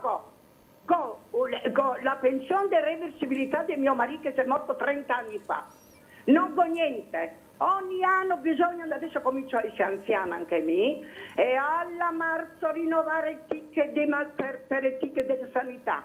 Marzo, ogni volta adesso febbraio, poi aprile per reddito, il garrotto proprio le paline. Basta, siamo anziani e non abbiamo voglia ogni anno, loro sanno ma il corpo di noi. Basta che guardi sul computer e sa. Cosa che mangiamo, cosa che non mangiamo, cosa serve ogni anno per tutto questo casino. Il si può vergognare, reversibilità, solo reversibilità del mio marito che si è morto a 56 anni, che si dà in pensione. Basta, non possiamo più camminare e fare le gambe, siamo anziane, la banca si è chiusa, la posta si è chiusa, è tutto chiuso, basta, gaverotto proprio le paline, sono nervosa oggi. Perché questo tempo mi tocca andare qua e là. Grazie mille. Allora, per dare un senso alla telefonata potremmo anche concentrarci sul fatto che, voglio dire, mi pare di capire, c'è questa sorta di burocrazia del nostro paese che è assolutamente insostenibile, perché chiede delle cose che potrebbero essere confermate soltanto appunto attraverso un click, eccetera, no? Quindi No, penso che ma sia al di là poi di tutto il resto. Ma la signora ha ragione, ma come si fa? Siamo un paese del terzo mondo, anzi anche del quarto mondo, ma come si fa? Cioè abbiamo degli strumenti che veramente permetterebbero alla pubblica amministrazione di sapere tutto di noi, tutto, hanno tutti i dati che vogliono, ma è possibile, ma veramente ha ragione la signora, ma è possibile che bisogna andare a rifare 700 carte, a riconfermare le cose? Una situazione, sono 30 anni che è così, è inutile che ogni anno mi richiedete le stesse cose, no? Le sapete, ha ragione. Quindi digitalizzare la pubblica amministrazione, mettere in rete i dati, sono cose che andrebbero fatte, faciliterebbero molto il lavoro, renderebbero le cose molto più veloci e non bisognerebbe aspettare mesi per una pratica, come succede oggi. Le persone non avrebbero da rompersi le scatole a ricordarsi le cose, prima di tutto devo fare quello, poi farle, poi spendere le ore perché devi andare in giro per gli uffici, eccetera. È allucinante. Quindi questa dovrebbe essere una delle priorità dello Stato italiano. E mi riallaccio anche al servizio che avete mandato in onda prima. Effettivamente noi siamo una città che ha una buona percentuale di persone anziane. Okay. Oggi gli strumenti digitali ci sono anche per il singolo cittadino, ma non sono così immediati da usare, soprattutto per una persona anziana. La persona anziana avrebbe bisogno del contatto con un'altra persona che dall'altra parte gli dice: guardi, va fatto così, bisogna scrivere qui questo, qui quest'altro, bisogna portare questi documenti, eccetera. Come vedevamo anche per la banca, no? Ci sono, ovvio che c'è la banca online, però non è così immediato per tutti. Allora è importante avere sul territorio dei punti fisici di riferimento, perché una persona anziana che ha difficoltà a usare gli strumenti tecnologici, digitali, può avere anche difficoltà a prendere una macchina e ad andare 10 km più in là, 5 km più in là, poi giornate come questa, figurarsi. E quindi è importante avere la presenza sul territorio abbastanza capillare di tutti i servizi, diciamo, primari, e una banca è al giorno d'oggi un servizio primario. C'è un'altra telefonata, buongiorno. Pronto? Sono Marini, ho parlato, ho telefonato prima e do nettamente... Buongiorno. Buongiorno. Sì, pronto. Arrivi al punto. Sì. Sono Marini. Sì. Pronto? Andiamo avanti. Allora, dunque, dice questo, vediamo un po' di mail. Dice questo signore, parlando della telefonata di prima: non solo con l'INPS, gli anziani non solo, tutto tramite app, a 80 anni mi viene da piangere, dice questo signore. Poi, allora, il signor Claudio ci dice che le tabelle che osservavamo prima erano quelle che davano conto del movimento navi attuale, quindi, e poi abbiamo delle note delle mail sull'Unione Europea. Dice Enrico: l'Unione Europea è nata e continuerà ad essere una struttura economica e finanziaria gestita da interessi e lobby. Nessun paese serio metterebbe in comune con gli altri le proprie migliori prerogative, né rinuncerebbe a qualcosa a favore degli altri, e gli stati atomici, Francia e Inghilterra, adesso l'Inghilterra se n'è andata e si sta pentendo, come metterebbero a disposizione le proprie armi nucleari?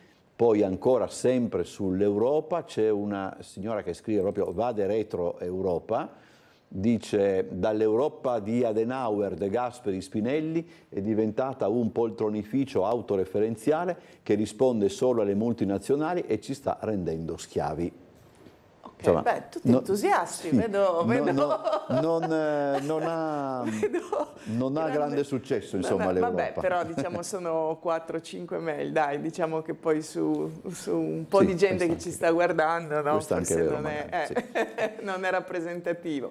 Dopodiché, l'Europa come oggi è un idillio, è un paradiso? No, assolutamente no. Ci sono 1000 passi da fare, abbiamo grandi opportunità di miglioramento, hai voglia.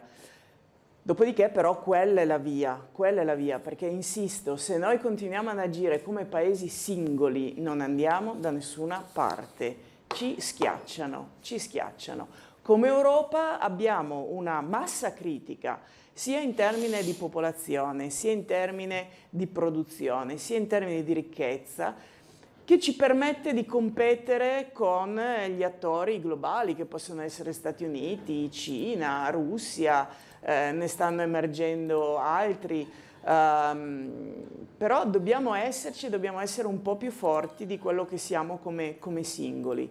Dopodiché, è facile da fare questa cosa qui? No, assolutamente no, non è facile, però dobbiamo provarci. Noi abbiamo iniziato a costruire l'Europa, è come se stessimo attraversando un fiume e adesso siamo a metà del guado.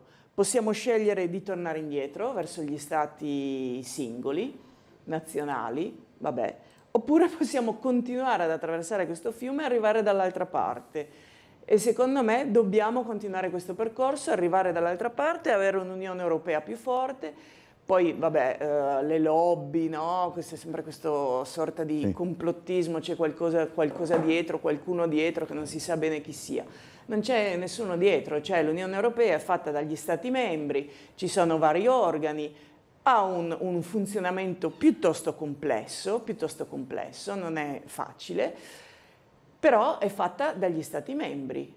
Quindi noi adesso andremo a elezioni tra qualche mese, eleggeremo i nostri rappresentanti e li eleggiamo noi, non li elegge qualche multinazionale non meglio specificata, li eleggiamo noi. Quindi vediamo di portare in Europa persone che sanno di cosa stanno parlando, che possono rappresentare il nostro territorio e il nostro paese a testa alta, facendo valere i nostri interessi, perché altrimenti noi restiamo schiacciati all'interno di un'Europa che va avanti e non avremo modo di dire la nostra. Quindi appello a tutti, cerchiamo di votare persone, partiti e persone che possano rappresentare al meglio gli interessi italiani all'interno di un'Unione Europea che deve muoversi in modo sincrono. Allora, c'è una telefonata, buongiorno. Collega da Udine Nord, buongiorno. Oh, buongiorno. Laureato in vita. Bene quel che ha detto l'ultima signora lì che ha letto. Bene tutto, ma possibile che noi non possiamo fare da soli. Ci dettano legge tutti. Vogliamo prendere dei soldi per poi restituirli. È come se un capofamiglia pieno di debiti andasse ancora a cercare soldi che dopo deve restituire. E quindi non è giusto, non è neanche pensabile a questo qui. Chi è quel cretino che praticamente vuole questi soldi? Ma non lo so io. E poi dopo, con tutte queste cose che succedono, ci vorrebbe un bel duce che metta a posto tutte queste cose. Grazie, mandi. Vorrei vedere poi con un bel duce quanti potrebbero telefonare e dire, vabbè, insomma, lasciamo perdere. Lasciamo perdere fino a un certo punto, perché invece secondo me è importante anche considerare l'opinione del telespettatore che dice chi mai andrebbe a cercare soldi, no? Il buon padre di famiglia, ma faccio sommessamente presente, come direbbe qualcuno, che nessuno multinazionale, presenza estranea, ci ha imposto di prendere i soldi del PNRR. La scelta di prendere i soldi del PNRR, su cosa allocarli, come spenderli, quanti chiederne, è stata del governo italiano. Nessuno ci ha imposto di dover prendere soldi a prestito. Quindi è il governo italiano, è inutile che noi diamo colpa all'Europa. L'Europa ha dato un'opportunità. Li vuoi, li prendi. Se ti servono, se pensi che possono essere utili. Non li vuoi, non li prendi. E il governo italiano ha detto sì, li vogliamo perché ci servono e li prendiamo. Quindi tiriamoci via dalla testa il fatto che qualcuno ci impone delle cose. È un'opportunità. Noi possiamo scegliere di coglierla o di lasciarla andare. Abbiamo scelto di usarla. Bene, responsabilità nostra, degli italiani e del governo italiano.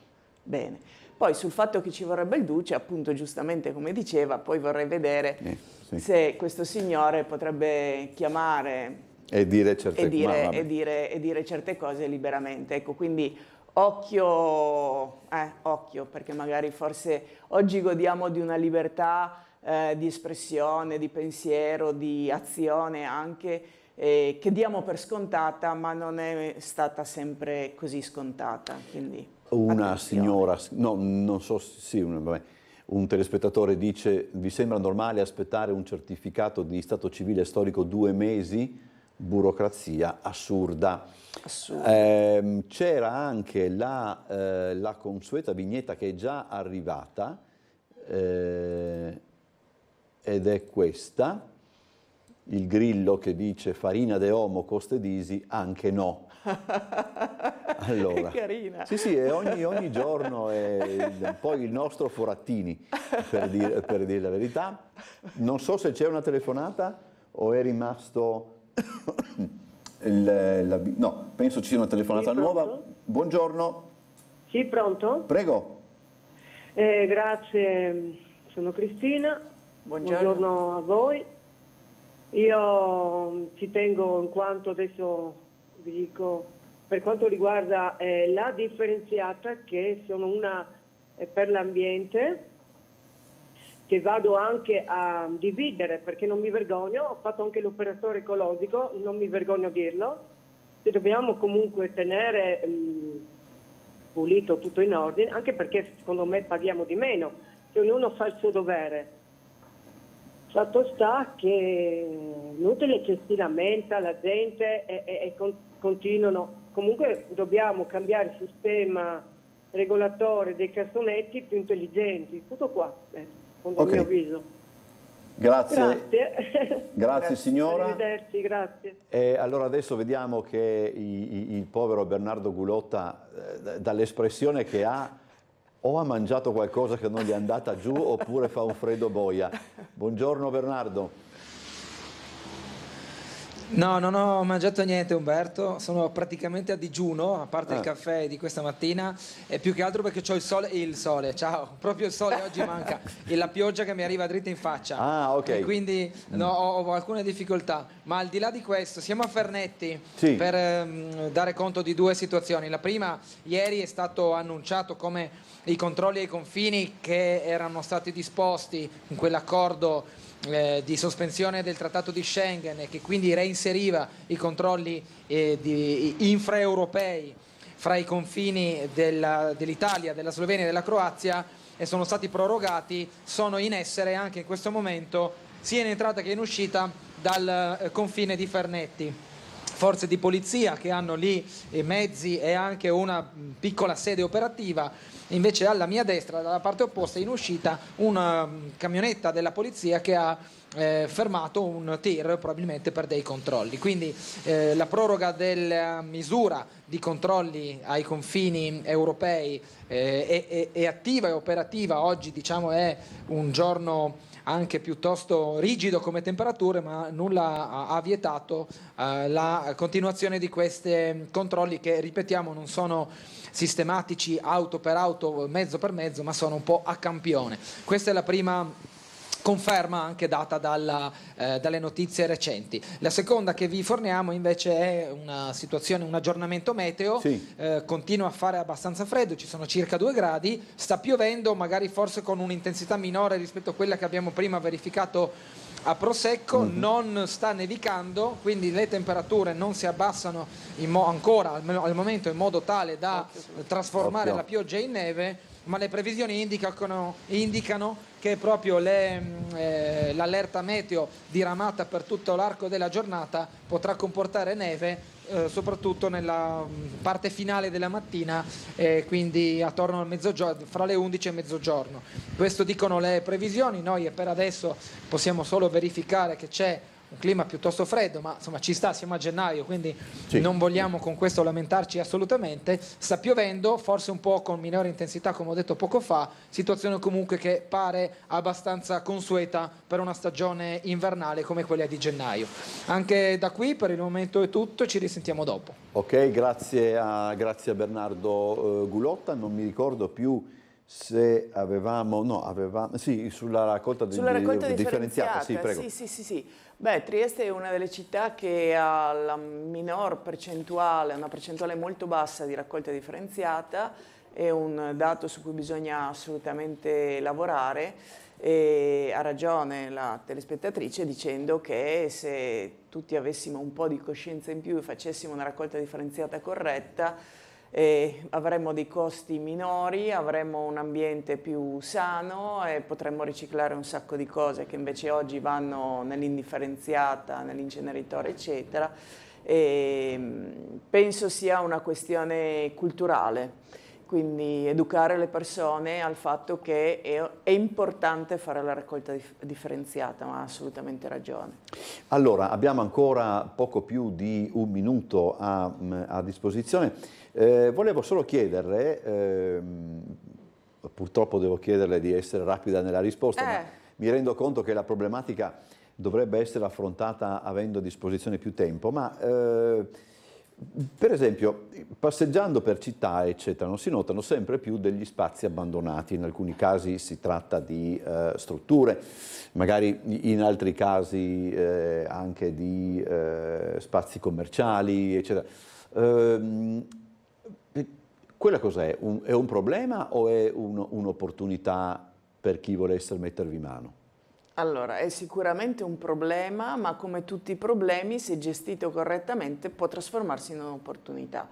Trieste è una città strutturata per ospitare 300.000 abitanti, nel tempo ha perso molta popolazione, adesso siamo a 200.000, quindi abbiamo perso un terzo della popolazione.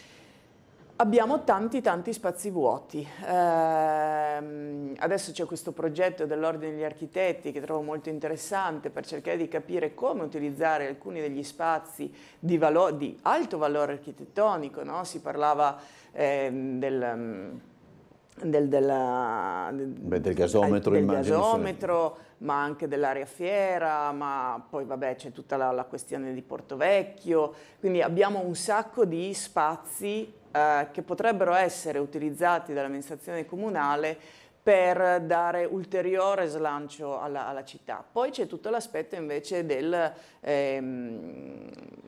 negozi, che sono un argomento leggermente diverso, ma quelli indicano, ahimè, un impoverimento del tessuto economico urbano, secondo me, e lì dobbiamo stare molto attenti. Allora, c'è una telefonata, ma dovremmo essere già in pubblicità. Allora, vediamo, riesce a essere non telegrafico, ma di più? Buongiorno. Sì. Buongiorno a lei, sì, Prego. Arrivo. Allora, credo che l'app ai negozi è una vergogna, che facciano sconti sugli alimenti. Gli anziani con le pensioni minime non hanno il telefonino e le famiglie che non arrivano alla fine del mese, guardi, è proprio una vergogna. Grazie. Ok, è abbastanza chiara. Grazie allora a Daniela Rossetti di Azione per essere stata con noi, buon lavoro. Grazie a voi e grazie a tutti i telespettatori. Adesso allora, grazie Rossetti, adesso andiamo in pubblicità e poi si collegherà con noi il consigliere comunale Mirko Martini.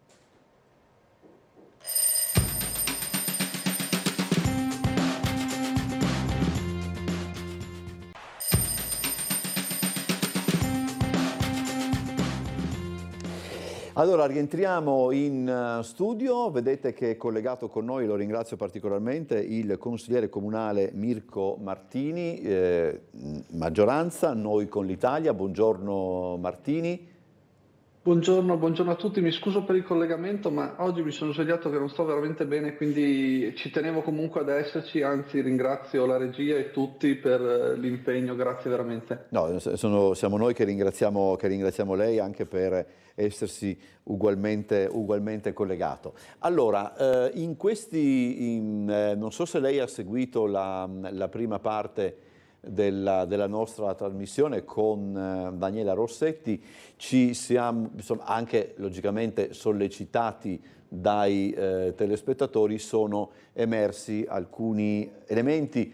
Il primo è questa sorta di preoccupante, a mio avviso, disamore che la maggior parte dei nostri telespettatori dimostra nei confronti dell'Europa. Prego. Di certo sempre più persone non credono più nello strumento europeo. Ad oggi purtroppo non siamo all'Europa dei popoli, ma siamo ancora all'Europa dei burocrati. Dobbiamo fare diventare l'Europa dei popoli per poter poi veramente avere l'unione che tutti desideriamo. Ad oggi l'Europa viene vista come uno strumento solamente finanziario, uno strumento solamente burocratico, uno strumento solamente vessatorio per quanto riguarda gli Stati membri. In realtà è un'opportunità.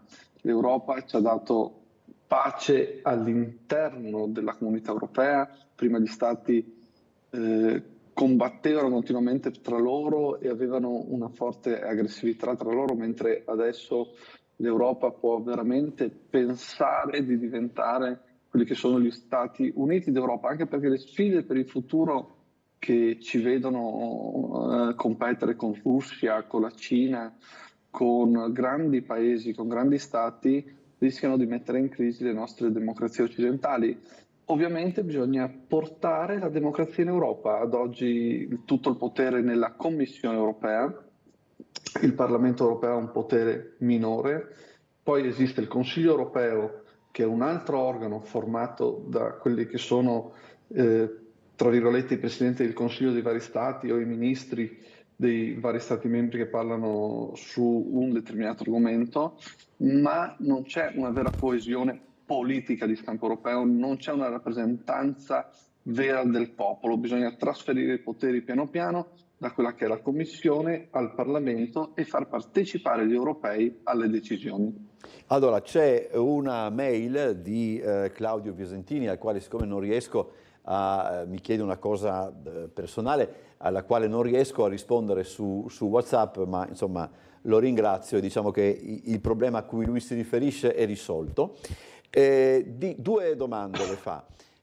Dice: sarebbe auspicabile che nei paraggi della pista ciclabile in zona Campanelle, dove c'è un terreno incolto, sarebbe auspicabile realizzare un parcheggio così da agevolare gli automobilisti, ciclisti posteggiano l'automobile e con la bicicletta prendono il percorso della ciclabile fino in Slovenia, e poi chiede il senso della sua mozione, appunto sua di Noi Moderati, per ripristinare la passerella per i disabili a Barcola dopo la mareggiata.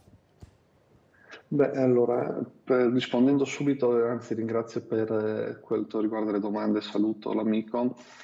La prima è sì, potrebbe essere auspicabile utilizzare la zona parcheggio per i ciclisti. Una delle cose che questa amministrazione porta avanti, che è la cabinovia che collega Molo Quarto con Opicina, serve anche per il trasporto e per il cicloturismo, e crediamo fortemente nello strumento del cicloturismo.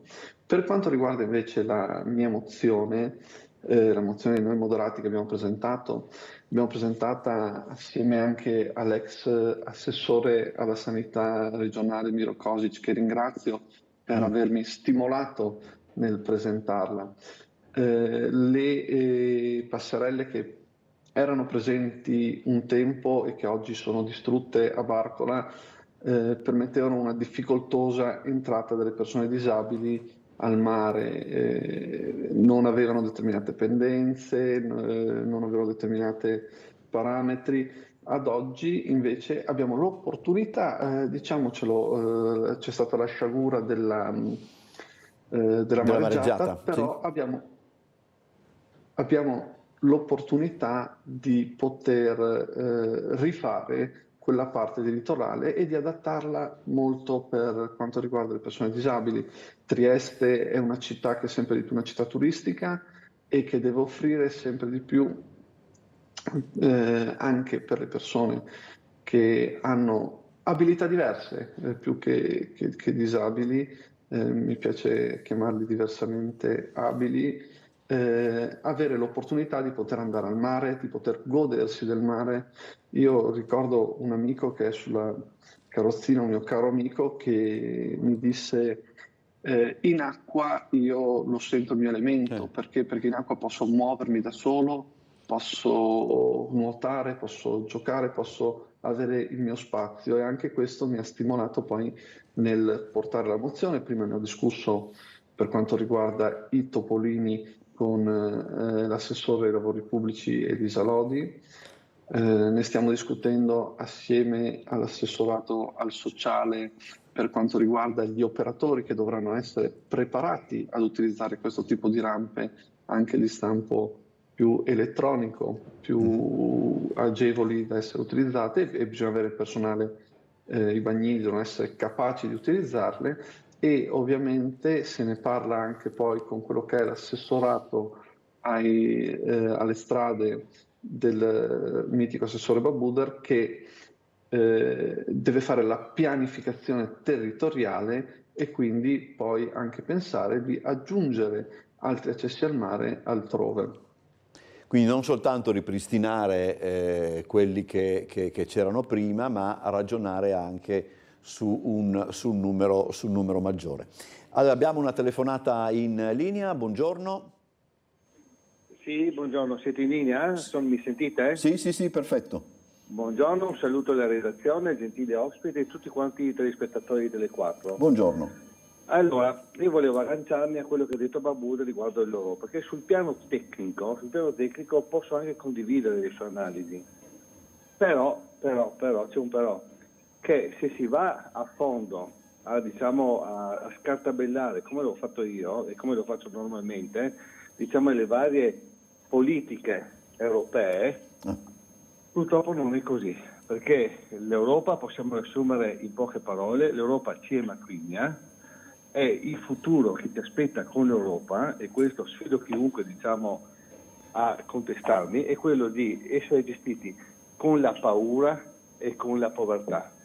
Pertanto, a meno che non venga un miracolo, che tutti quanti complici, i partiti italiani complici con le linee europee che ci propinano, e lo dico senza paura di essere smentito, che ci propinano un'Europa bella che invece nella realtà dei fatti matrigna, e credo che l'Europa vada riveduta, ma fortemente e anche velocemente, perché altrimenti per noi popolo saremo, come ripeto, saremo governati da paura e da povertà. Grazie e buongiorno. Ok, se vuole Martini commentare anche questa... Ho ascoltato la chiamata. Io non credo che l'Europa possa essere governata da paura e povertà, ma sono fermamente convinto che l'Europa possa essere un'opportunità per i popoli.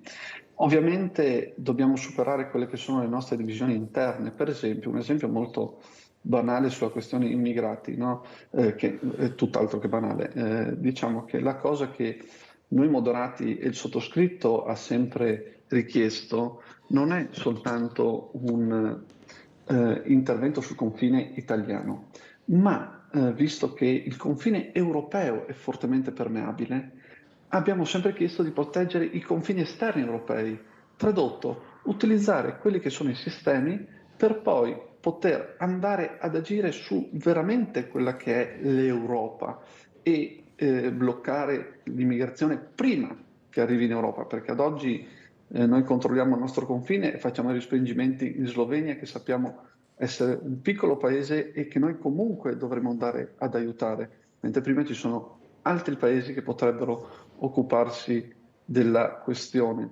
Poi, ripeto, la gente giustamente ha delle perplessità sull'Europa e giustamente è compito della politica superare queste perplessità e soprattutto spiegare anche ai cittadini che l'Europa è un volano sia di stampo economico sia di stampo culturale. Pensiamo alle opportunità dei nostri studenti di andare in Erasmus, di poter godere di momenti all'estero, arricchire il proprio curriculum, arricchire il proprio bagaglio culturale e poi tornare con competenze nuove nello stato di appartenenza, oppure semplicemente poter andare a lavorare e fare esperienze in altri luoghi, andare in Spagna, andare in Germania, penso andare in Olanda, dopo molti scelgono di vivere lì o altri scelgono di venire a vivere qui in Italia perché c'è uno stile di vita diverso. Quindi questa permeabilità dei confini può veramente essere qualcosa che ci fa crescere tutti assieme. Allora facciamo così, andiamo in pubblicità e poi torniamo assieme.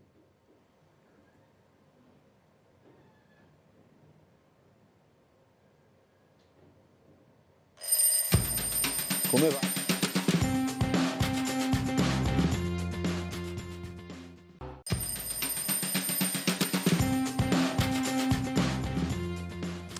Allora, come sempre, come spesso succede, abbiamo un momento di intasamento, perché alle mie spalle vedo che c'è Bernardo Gulotta, credo, nel deposito ANAS, per vedere appunto come funziona la questione, credo forse, non so, sulla distribuzione del sale, eccetera, però abbiamo una telefonata in linea. Allora, facciamo così, Bernardo, dacci un aggiornamento rapido, così poi possiamo non far stare troppo in attesa chi è in linea, e poi magari torniamo da te e vediamo poi come muoverci.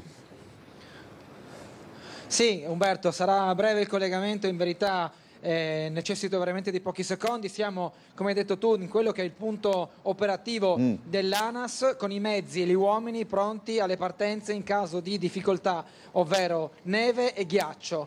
Qui li vedete proprio i mezzi in movimento, hanno montato davanti ai furgoni proprio gli spalaneve. Alle mie spalle invece la montagna di sale pronta a essere caricata nei camion all'esigenza per andare a poi cospargerlo nei punti identificati come critici. Quindi tutto è operativo, tutto è pronto all'evenienza. Abbiamo parlato con alcune persone, hanno detto che al momento non sono state ravvisate difficoltà lungo le strade comunali, territoriali, quindi situazione tranquilla ma pronti a intervenire. Diciamo che posso chiudere qui, insomma.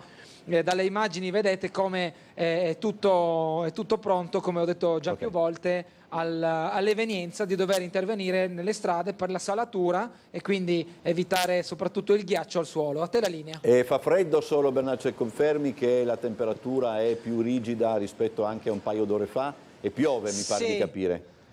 Sì, piovigina, adesso un po' calato, anche se cominciano alcuni fiocchi di neve, la temperatura sta lentamente scendendo dai 3 ai 2 gradi, ora siamo attorno all'1,5 qui nei pressi di Opicina, siamo lungo la strada che conduce poi verso la grande viabilità. Ok, perfetto, grazie Bernardo. Allora sentiamo la telefonata che è in linea. Buongiorno. Pronto? Pronto? Facciamo ancora un tentativo, se no poi lasciamo stare, e allora torniamo da Mirko Martini. Dunque, quella che, come si chiama, quella a cui faceva riferimento Claudio Visentini nella mail di prima, è solo una delle attività che in queste settimane, insomma, noi moderati sta portando avanti in consiglio comunale, e sono delle attività che molto hanno a che fare anche con la salute in senso come dire largo, nel senso c'è una app, no, non so se c'è un'applicazione che incentivi a camminare. Di che cosa si tratta, Martini? Perfetto, grazie per la lunedì discuteremo gli ordini del giorno. Noi moderati ne ha presentati 2 a mia firma. Praticamente uno vuole andare a creare un applicativo che vada ad incentivare le persone a camminare. Tradotto, con questo applicativo ne esistono svariati in svariate città. È una delle proposte che ho durante l'inaugurazione dell'anno accademico, venivano spiegate durante l'inaugurazione dell'anno accademico, ho voluto farla mia. È la creazione di un'applicazione che incentivi la persona a camminare. E poi questa applicazione cosa fa? Vuole anche andare a sostenere il piccolo commercio. Tradotto, di solito nel piccolo commercio, nel commercio di prossimità si va camminando. Se tu fai passi, generi poi degli sconti da utilizzare nel piccolo commercio. Ovviamente è una cosa difficile, una cosa che deve creare rete all'interno della città, che è la cosa più importante. Però questo potrebbe andare ad aiutare le persone a camminare di più, e sappiamo che camminare è un toccasana per tutti quanti. Ovviamente c'è chi fa più difficoltà, c'è chi ne fa meno, però comunque camminare è una cosa importante e i medici lo consigliano sempre. Ricordo che prima del 2020 c'era un bellissimo studio sulla città di Barcellona, se non sbaglio, o Madrid, adesso potrei confondermene, ma più probabilmente Barcellona, in cui si vedeva come all'aumentare della zona pedonale diminuiva la spesa della città in conto alla sanità. Tradotto, le persone prendevano meno farmaci semplicemente perché camminavano. E allora ho pensato di proporre questa cosa come ordine del giorno al bilancio, al Consiglio, e credo che sarà sicuramente approvata. Il secondo ordine del giorno presentato, il secondo ordine del giorno presentato riguarda poi il sostegno ad uno sport. Tutti gli sport sono importanti, c'è uno che a Trieste è più difficile praticare, che è il beach volley. Perché questo ordine del giorno vuole andare a far almeno valutare alla Giunta la possibilità di sostenere tutti quelli che sono progetti che riguardano il beach volley. So che ci sono imprenditori che vogliono investire su questo, li ho sentiti io stesso. Bisogna individuare le aree e aiutarli anche un pelo a livello di concessioni, a livello burocratico. Però questo è uno sport che in città tantissimi amici, veramente tantissimi amici, tantissimi cittadini mi chiedono, cittadini giovani che hanno questa passione, e dicono non dobbiamo andare fuori Trieste. Benissimo, con questa proposta si vuole andare a vagliare la possibilità ovunque di creare campi da beach volley, e anche in questo caso lo sport sostiene poi quella che è la salute. Ok. Allora, è interessante questa anche la questione della app collegata alla possibilità di usufruire di agevolazioni nei negozi, eccetera, perché sappiamo insomma, no, qual è anche la problematica maggiore che riguarda la nostra città, a fronte di un dato sostanzialmente buono, adesso per amor di Dio non vorrei che riguarda il centro storico. Ci sono poi magari i negozi di periferia che per certi aspetti possono essere più, come dire, possono risentire di più di determinate problematiche.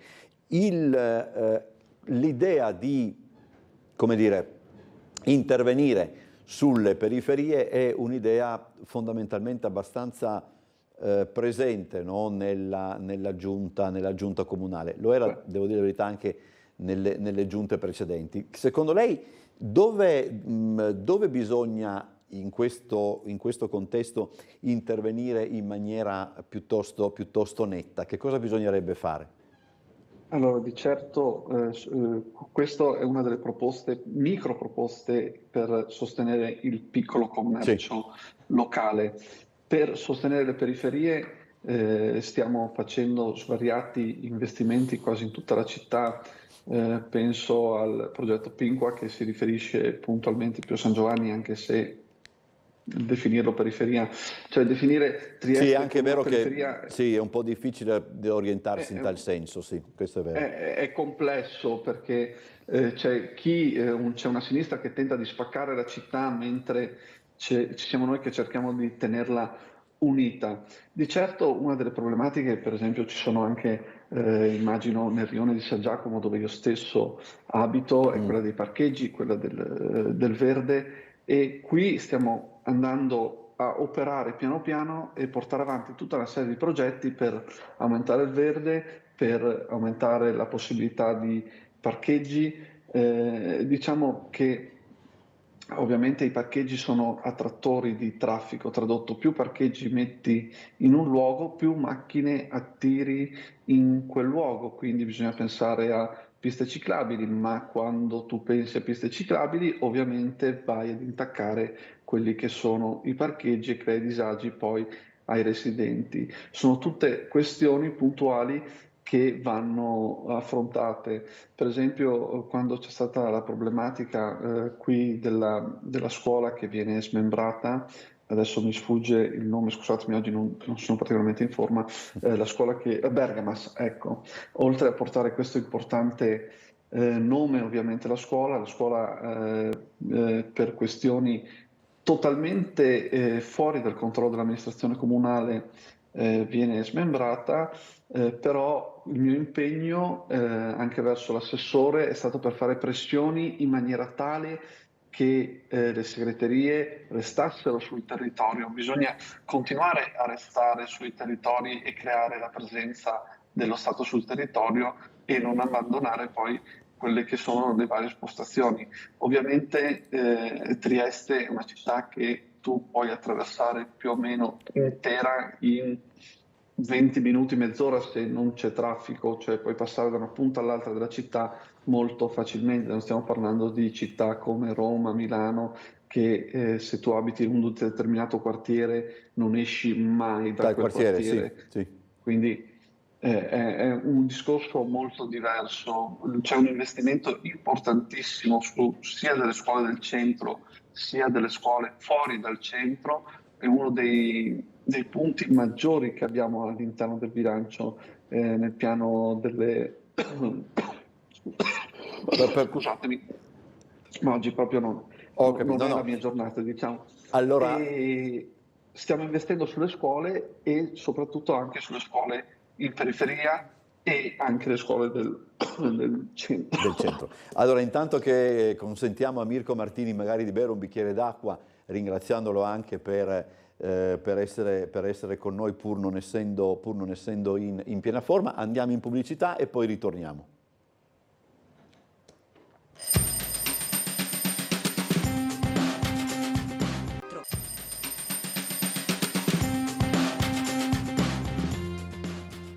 Allora, rientriamo in studio, c'è una mail, volevo fare una segnalazione sul parcheggio del cimitero di Cattinara, visto che finalmente il supermercato Zazzaron cambia proprietà, in quanto usava il parcheggio per i dipendenti. Mi auguro che la Coop Alleanza sia molto più corretta e lasci lo spazio per i posteggi delle automobili che molte volte accompagnano i familiari, anche vecchietti, a portare un fiore al cimitero. Quindi questo riguarda il cimitero, il posteggio per il parcheggio del cimitero di Cattinara. Allora, proseguiamo con, è tornato Mirko Martini. Allora, lei ha parlato prima della questione scuole o anche insomma dell'importanza delle scuole per determinate zone della città, eccetera. Il discorso sul campus che è previsto in via Rossetti determinerà come possiamo dire, una doppia rivoluzione, nel senso che la zona di via Rossetti sarà interessata si presume anche da nuovi insediamenti commerciali, perché si creerà un giro tale che tutto ciò non potrà non avere ripercussioni in tal senso. Molti lamentano anche il contrario, cioè che le scuole che verrebbero a essere dismesse in seguito al trasferimento in via Rossetti causerebbero un impoverimento di determinate zone. Lì come ci si muove secondo lei? Che tipo di atteggiamento bisogna mettere in pratica per affrontare il problema? È la stessa cosa che riguarda poi anche la regione che si trasferisce in Porto Vecchio. Sì, più o meno, sì. Deve essere ben chiaro ciò che si va a fare delle zone dismesse. Non è tanto solo l'idea di avere un campus, perché avere un campus significa dare l'opportunità agli studenti di avere più integrazioni, di poter parlare con più persone. Ovviamente quando si fa parte di una scuola si tende a parlare solo con chi è in quella scuola, invece se tu hai tante scuole vicine sarà più facile poi apprendere più cose, divertirti anche di più andando a scuola, diciamocelo pure che è giusto che sia così, e soprattutto per lo Stato è più facile abbattere i costi di mantenimento delle varie scuole, perché se tu hai scuole sparse su tutto il territorio mentre le concentri in un punto solo, in una struttura nuova, innovativa, digitalizzata, ad alto efficientamento energetico, con tutte queste parametri, di certo poi avrai costi minori, costi che tu risparmi su quella che è la parte corrente che puoi investire poi nella città.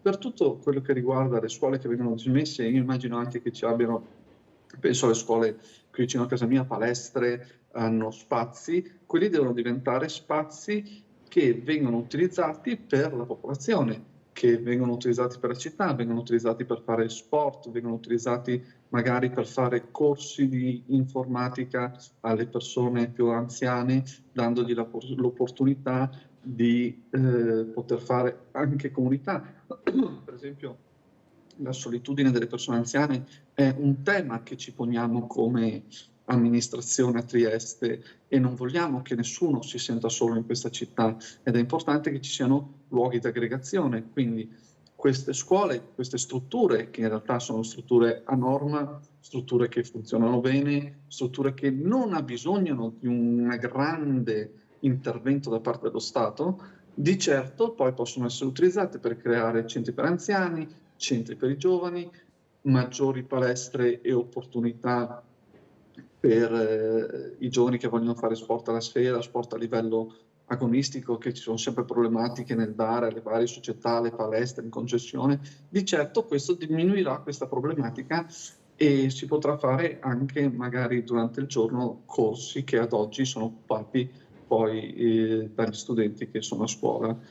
Questa è un'opportunità per la città. Ovviamente bisogna gestirla nella maniera corretta. Spero di essermi spiegato, perché oggi veramente mi è difficile concentrarmi. Va bene, non si preoccupi.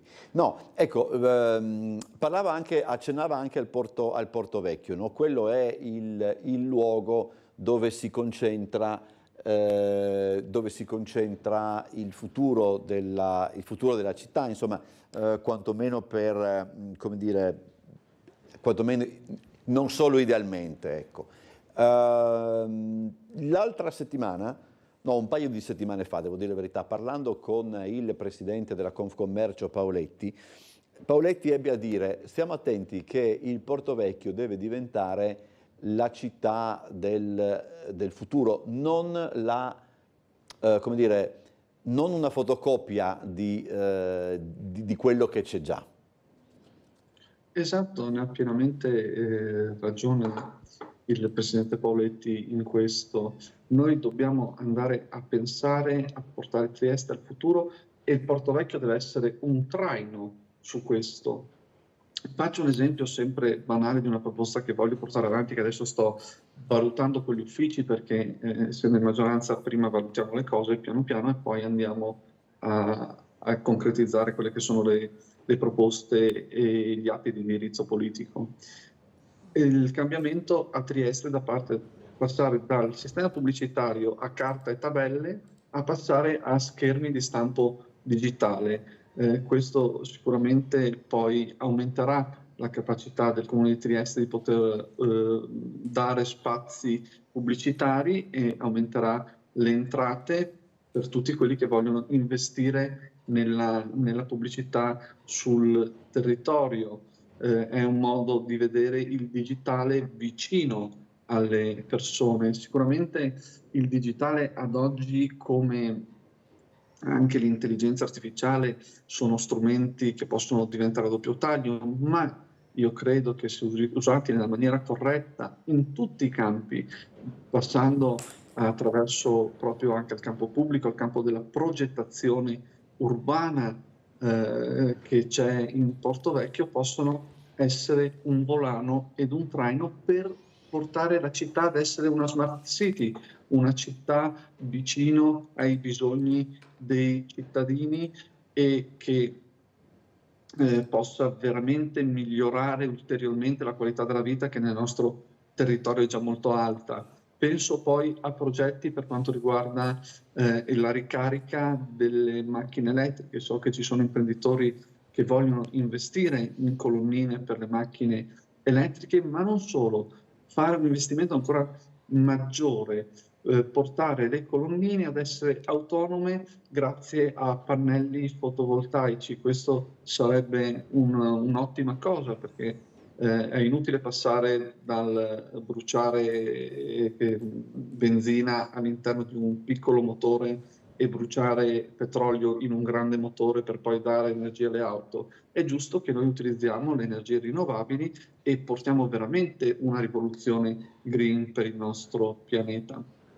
Allora, dovremmo tra un po' collegarci nuovamente con Bernardo Gullotta, che è su in altipiano, ma intanto leggo una mail.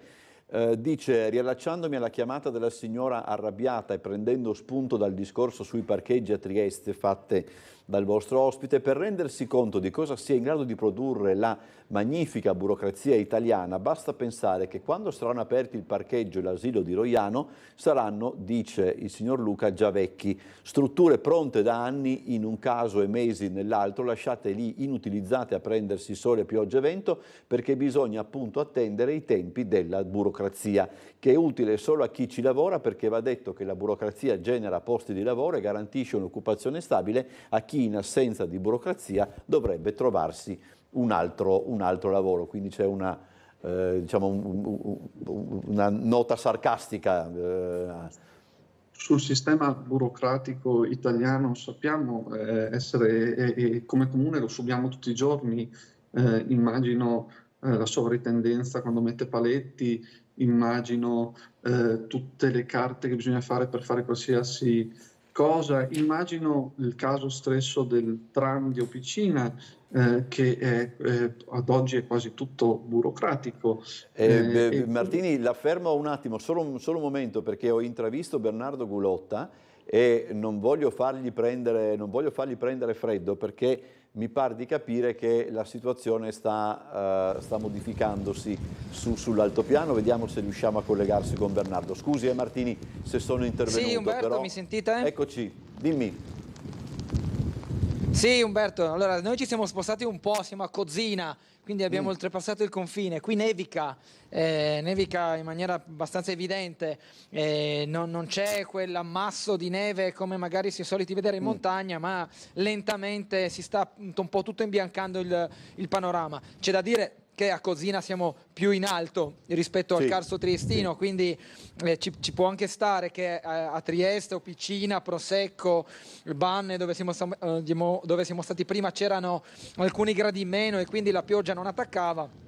Qui c'è qualche grado in meno a sua volta, lì c'era qualche grado in più, scusate, qui invece c'è qualche grado in meno e quindi nevica ed è abbastanza anche visibile. Non sappiamo poi se questa perturbazione continuerà e si sposterà con questa sorta di intensità anche nel territorio giuliano della Venezia Giulia, ma tant'è che comunque, bene o male, l'allerta che era stata diramata, almeno oltre confine, a pochi chilometri da Trieste, si sta confermando. Ripeto, nella zona di Trieste, Prosecco, Picina, dove eravamo prima, era tutto un altro scenario, ovvero un consueto gennaio piovoso, con temperature a ridosso dello zero, ma senza una neve che si attaccava al suolo cadeva qualche fiocco, ma proprio perché le temperature erano attorno ai 3 gradi non c'era ancora neve o ghiaccio, sebbene l'allerta lo richiamasse. Io ora praticamente non vedo più niente perché c'ho tutto quanto il nevischio che mi arriva in faccia, quindi ti restituisco la linea e ci sentiamo in un altro momento. Rientrate pure. Allora chiedo scusa Martini, l'avevo interrotta sulla risposta alla questione burocrazia. Riprendendo, intanto ringrazio Bernardo che ci delizia anche di questo tipo di panorama, per quanto il gelo sia scomodo anche per i cittadini, è sicuramente sempre bello vedere la neve. Tornando a noi a livello burocratico, di certo l'Italia ha un problema con la burocrazia e questa poi non deve andare ad impattare negativamente e in modo continuo sulla vita dei cittadini. Io ho tantissimi imprenditori, veramente tanti, che nessuno mai mi ha chiesto aiuti di Stato, nessuno mai mi ha chiesto denaro. L'unica cosa che chiedono è una velocità da parte del sistema burocratico nelle risposte, perché l'imprenditore dice: io non posso aspettare 3 mesi una risposta se posso o non posso fare qualcosa, perché in quei 3 mesi ho anche vagonate di milioni bloccate e questo noi lo dobbiamo capire. Poi c'è anche un problema con la giustizia italiana che è molto molto lenta e questo blocca le nostre imprese e le imprese del territorio. Diciamo che a livello centrale sburocratizzare il sistema senza perdere quello che è il cuore delle garanzie che lo Stato ha, bisogna farlo. Vorrei ringraziare invece, perché oggi parliamo di allerta meteo gialla, ma dobbiamo ringraziare tutti gli operatori della protezione civile che ogni giorno vigilano sul nostro territorio e fanno benissimo il loro mestiere, e bisogna ringraziare anche i tanti volontari che sono pronti e sempre attivi qualora servano, anche in caso di gelicidio. Sono sicuro che saranno pronti a andare a spargere sale, a esserci, oltre a quello che è tutte le strutture poi che lo Stato già ha. Una parte fondamentale sono i volontari della protezione civile che abbiamo sul nostro territorio, quindi vanno ringraziati, particolarmente in questi momenti vanno ricordati. Allora c'è una telefonata intanto, poi la commentiamo. Buongiorno. Sì, pronto, buongiorno a voi. Prego. No, niente, io stavo ascoltando il vostro ospite in studio che sta parlando di burocrazia italiana, che le cose vanno a rilento e tutto un insieme di cose che io non sono riuscito prima ad ascoltare. Però mi sembra che senza voler togliere nulla al vostro ospite in studio, ci sia un remake di quello che già sappiamo. Sappiamo benissimo che l'Italia è quella che è, la burocrazia è quella che è, ma io mi chiedo una cosa: ci sono stati dei progetti a Trieste per ristrutturazioni, per cose nuove di cui si parla anche da più di un decennio. Vedi la fiera di Trieste, vedi la piscina che era deceduta, quella della piscina terapeutica, se non sbaglio.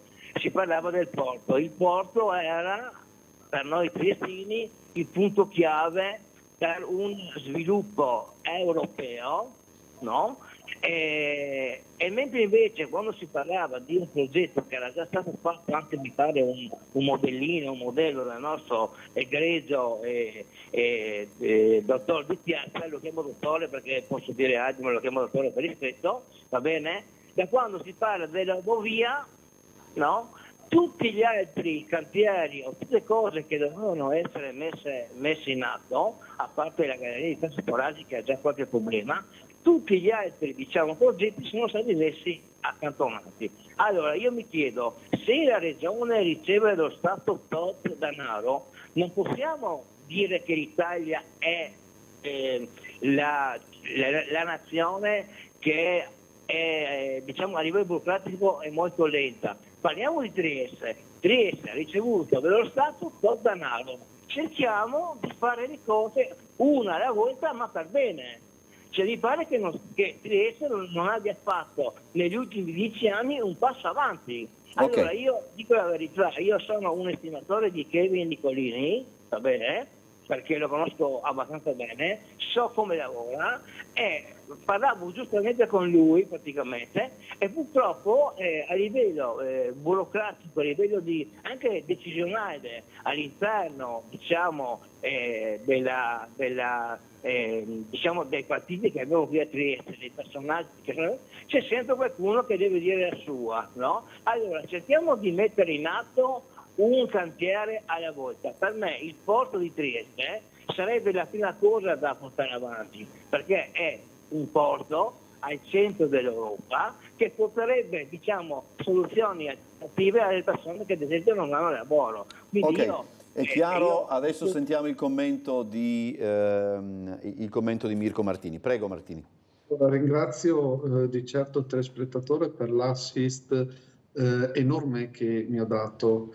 Allora, tutti devono dire la loro, questa si chiama democrazia, so che alla sinistra non piace molto, gli piacerebbe di più avere un pensiero unico, un pensiero sempre chiuso, ma la democrazia e il centrodestra prevedono che per fare le cose prima se ne discuta, e questa è la base del sistema del vivere civile. Poi per quanto riguarda il mancato movimento della città, siamo una delle poche città, e penso la più grande città in Italia, ad approvare il bilancio del comune di Trieste sotto termini di legge. Tradotto, questo non significa che noi andremo a lavorare per dodicesimi, ma già dal 1° gennaio di quest'anno le opere possono essere messe in cantiere, possono andare avanti, può essere fatta la progettualità. Quindi quando si parla di come opera l'amministrazione opera in un modo molto chiaro, molto ben compatto,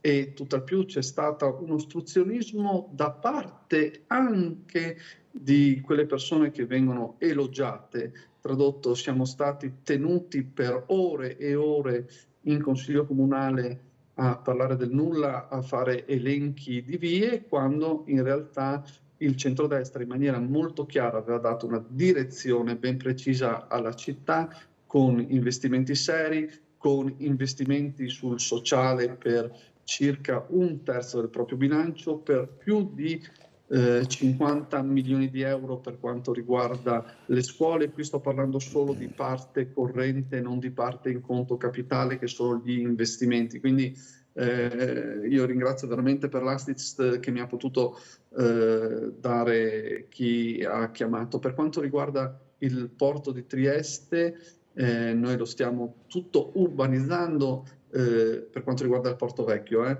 che è di competenza del comune. Per quanto riguarda poi il porto di Trieste in senso stretto, lì lo Stato ha più di 800 milioni di euro di investimenti tra ferrovie, strade, collegamenti interni, e il Comune di Trieste mette tutto quello che ha a sua disposizione per poter migliorare incroci, rotonde, strade, e dire la sua poi all'interno del COSLAG, che è anche di proprietà del Comune di Trieste per una piccola percentuale.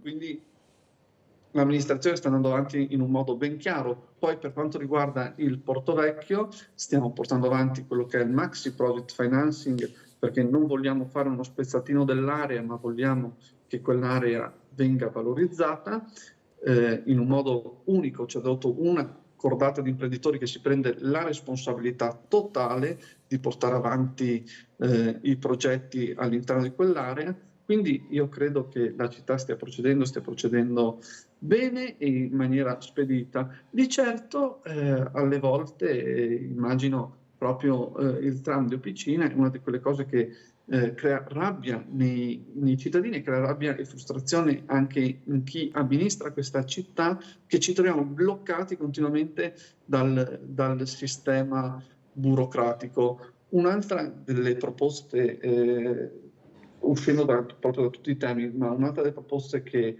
sta portando avanti Noi Moderati, che sto sempre andando a vagliare con gli uffici e cercando tutti gli imprenditori che possono farlo, è quella di attirare investimenti a Trieste tramite l'utilizzo di criptovalute o di sistemi NFT. Tradotto, dare la possibilità alla pubblica amministrazione, essendo che questo non è un sistema legislativo chiaro, e quindi la pubblica amministrazione potrebbe agire all'interno del sistema delle criptovalute e degli NFT, utilizzare questo strumento per poi portare investimenti a Trieste e creare anche un introito per il comune di Trieste e quindi poter andare a abbassare ancora le tasse per i cittadini. Ricordo sempre che grazie al bilancio la tassazione per i cittadini di Trieste non è aumentata, non abbiamo mai aumentato le tasse, altri comuni governati dalla sinistra lo hanno fatto. Quindi chiedo di valutare in maniera molto puntuale tutti i passaggi per poi arrivare a quelli che sono i passaggi finali e vedere la concretezza dei progetti. Abbiamo una telefonata in linea, se il telespettatore è rapidissimo riusciamo ad evaderla. Buongiorno. Sì, sono ancora io, volevo solamente ancora dire ancora una cosa, no? Diciamo che tutte queste cose sono belle da sentirsi, però io dico, ho 60 anni, vivo da Trieste da 60 anni e dico la verità, girando anche per la città, a parte che i triestini sono veramente, come posso dire, sono mai contento nella città, perché vediamo che ci sono tanti piccoli cantieri, ma fermi lì. Ok, perfetto, stiamo un attimo su questo. Prego Martini, rapidamente perché abbiamo 2 minuti. Tanti cantieri è positivo, vuol dire che se i cantieri sono piccoli ci sono le aziende del territorio che ci lavorano in quei cantieri, più ovviamente grazie al sistema degli appalti, più il cantiere è piccolo, più sarà facile poter favorire le imprese del territorio. Quindi ovviamente anche quando uno fa un'asfaltatura può fare 300 km, 600 km di asfaltature, la gente si concentrerà magari sui 500 metri non asfaltati o sul chilometro non asfaltato. Quello che invece sta facendo questa amministrazione è pensare a Trieste a livello sistematico, a livello globale, con una linea chiara verso il futuro e stiamo cercando di portarlo avanti al meglio, anche se qualcun altro cerca di metterci i bastoni tra le ruote, parlando del tutto e del niente. Ovviamente quando si è all'opposizione è sempre più facile e lo dico in maniera molto aperta. Fare opposizione è una cosa facile, basta prendere, sparare su una cosa negativa e poi aspettare la reazione. Quando si governa, e il centrodestra ha dimostrato di poter governare questa città non solo fino al 2027 ma anche dopo, quando si governa le cose sono molto molto più complicate. Allora io ringrazio Mirko Martini, consigliere comunale di Noi con l'Italia, per essere stato con noi. Mi stia bene, mi raccomando. Grazie mille per la pazienza. No, tutti, ringrazio tutti anche nella redazione, anche nella regia, perché mi avete dato questa opportunità di esserci lo stesso, anche se non sono in perfetta forma. No, siamo noi che ringraziamo lei.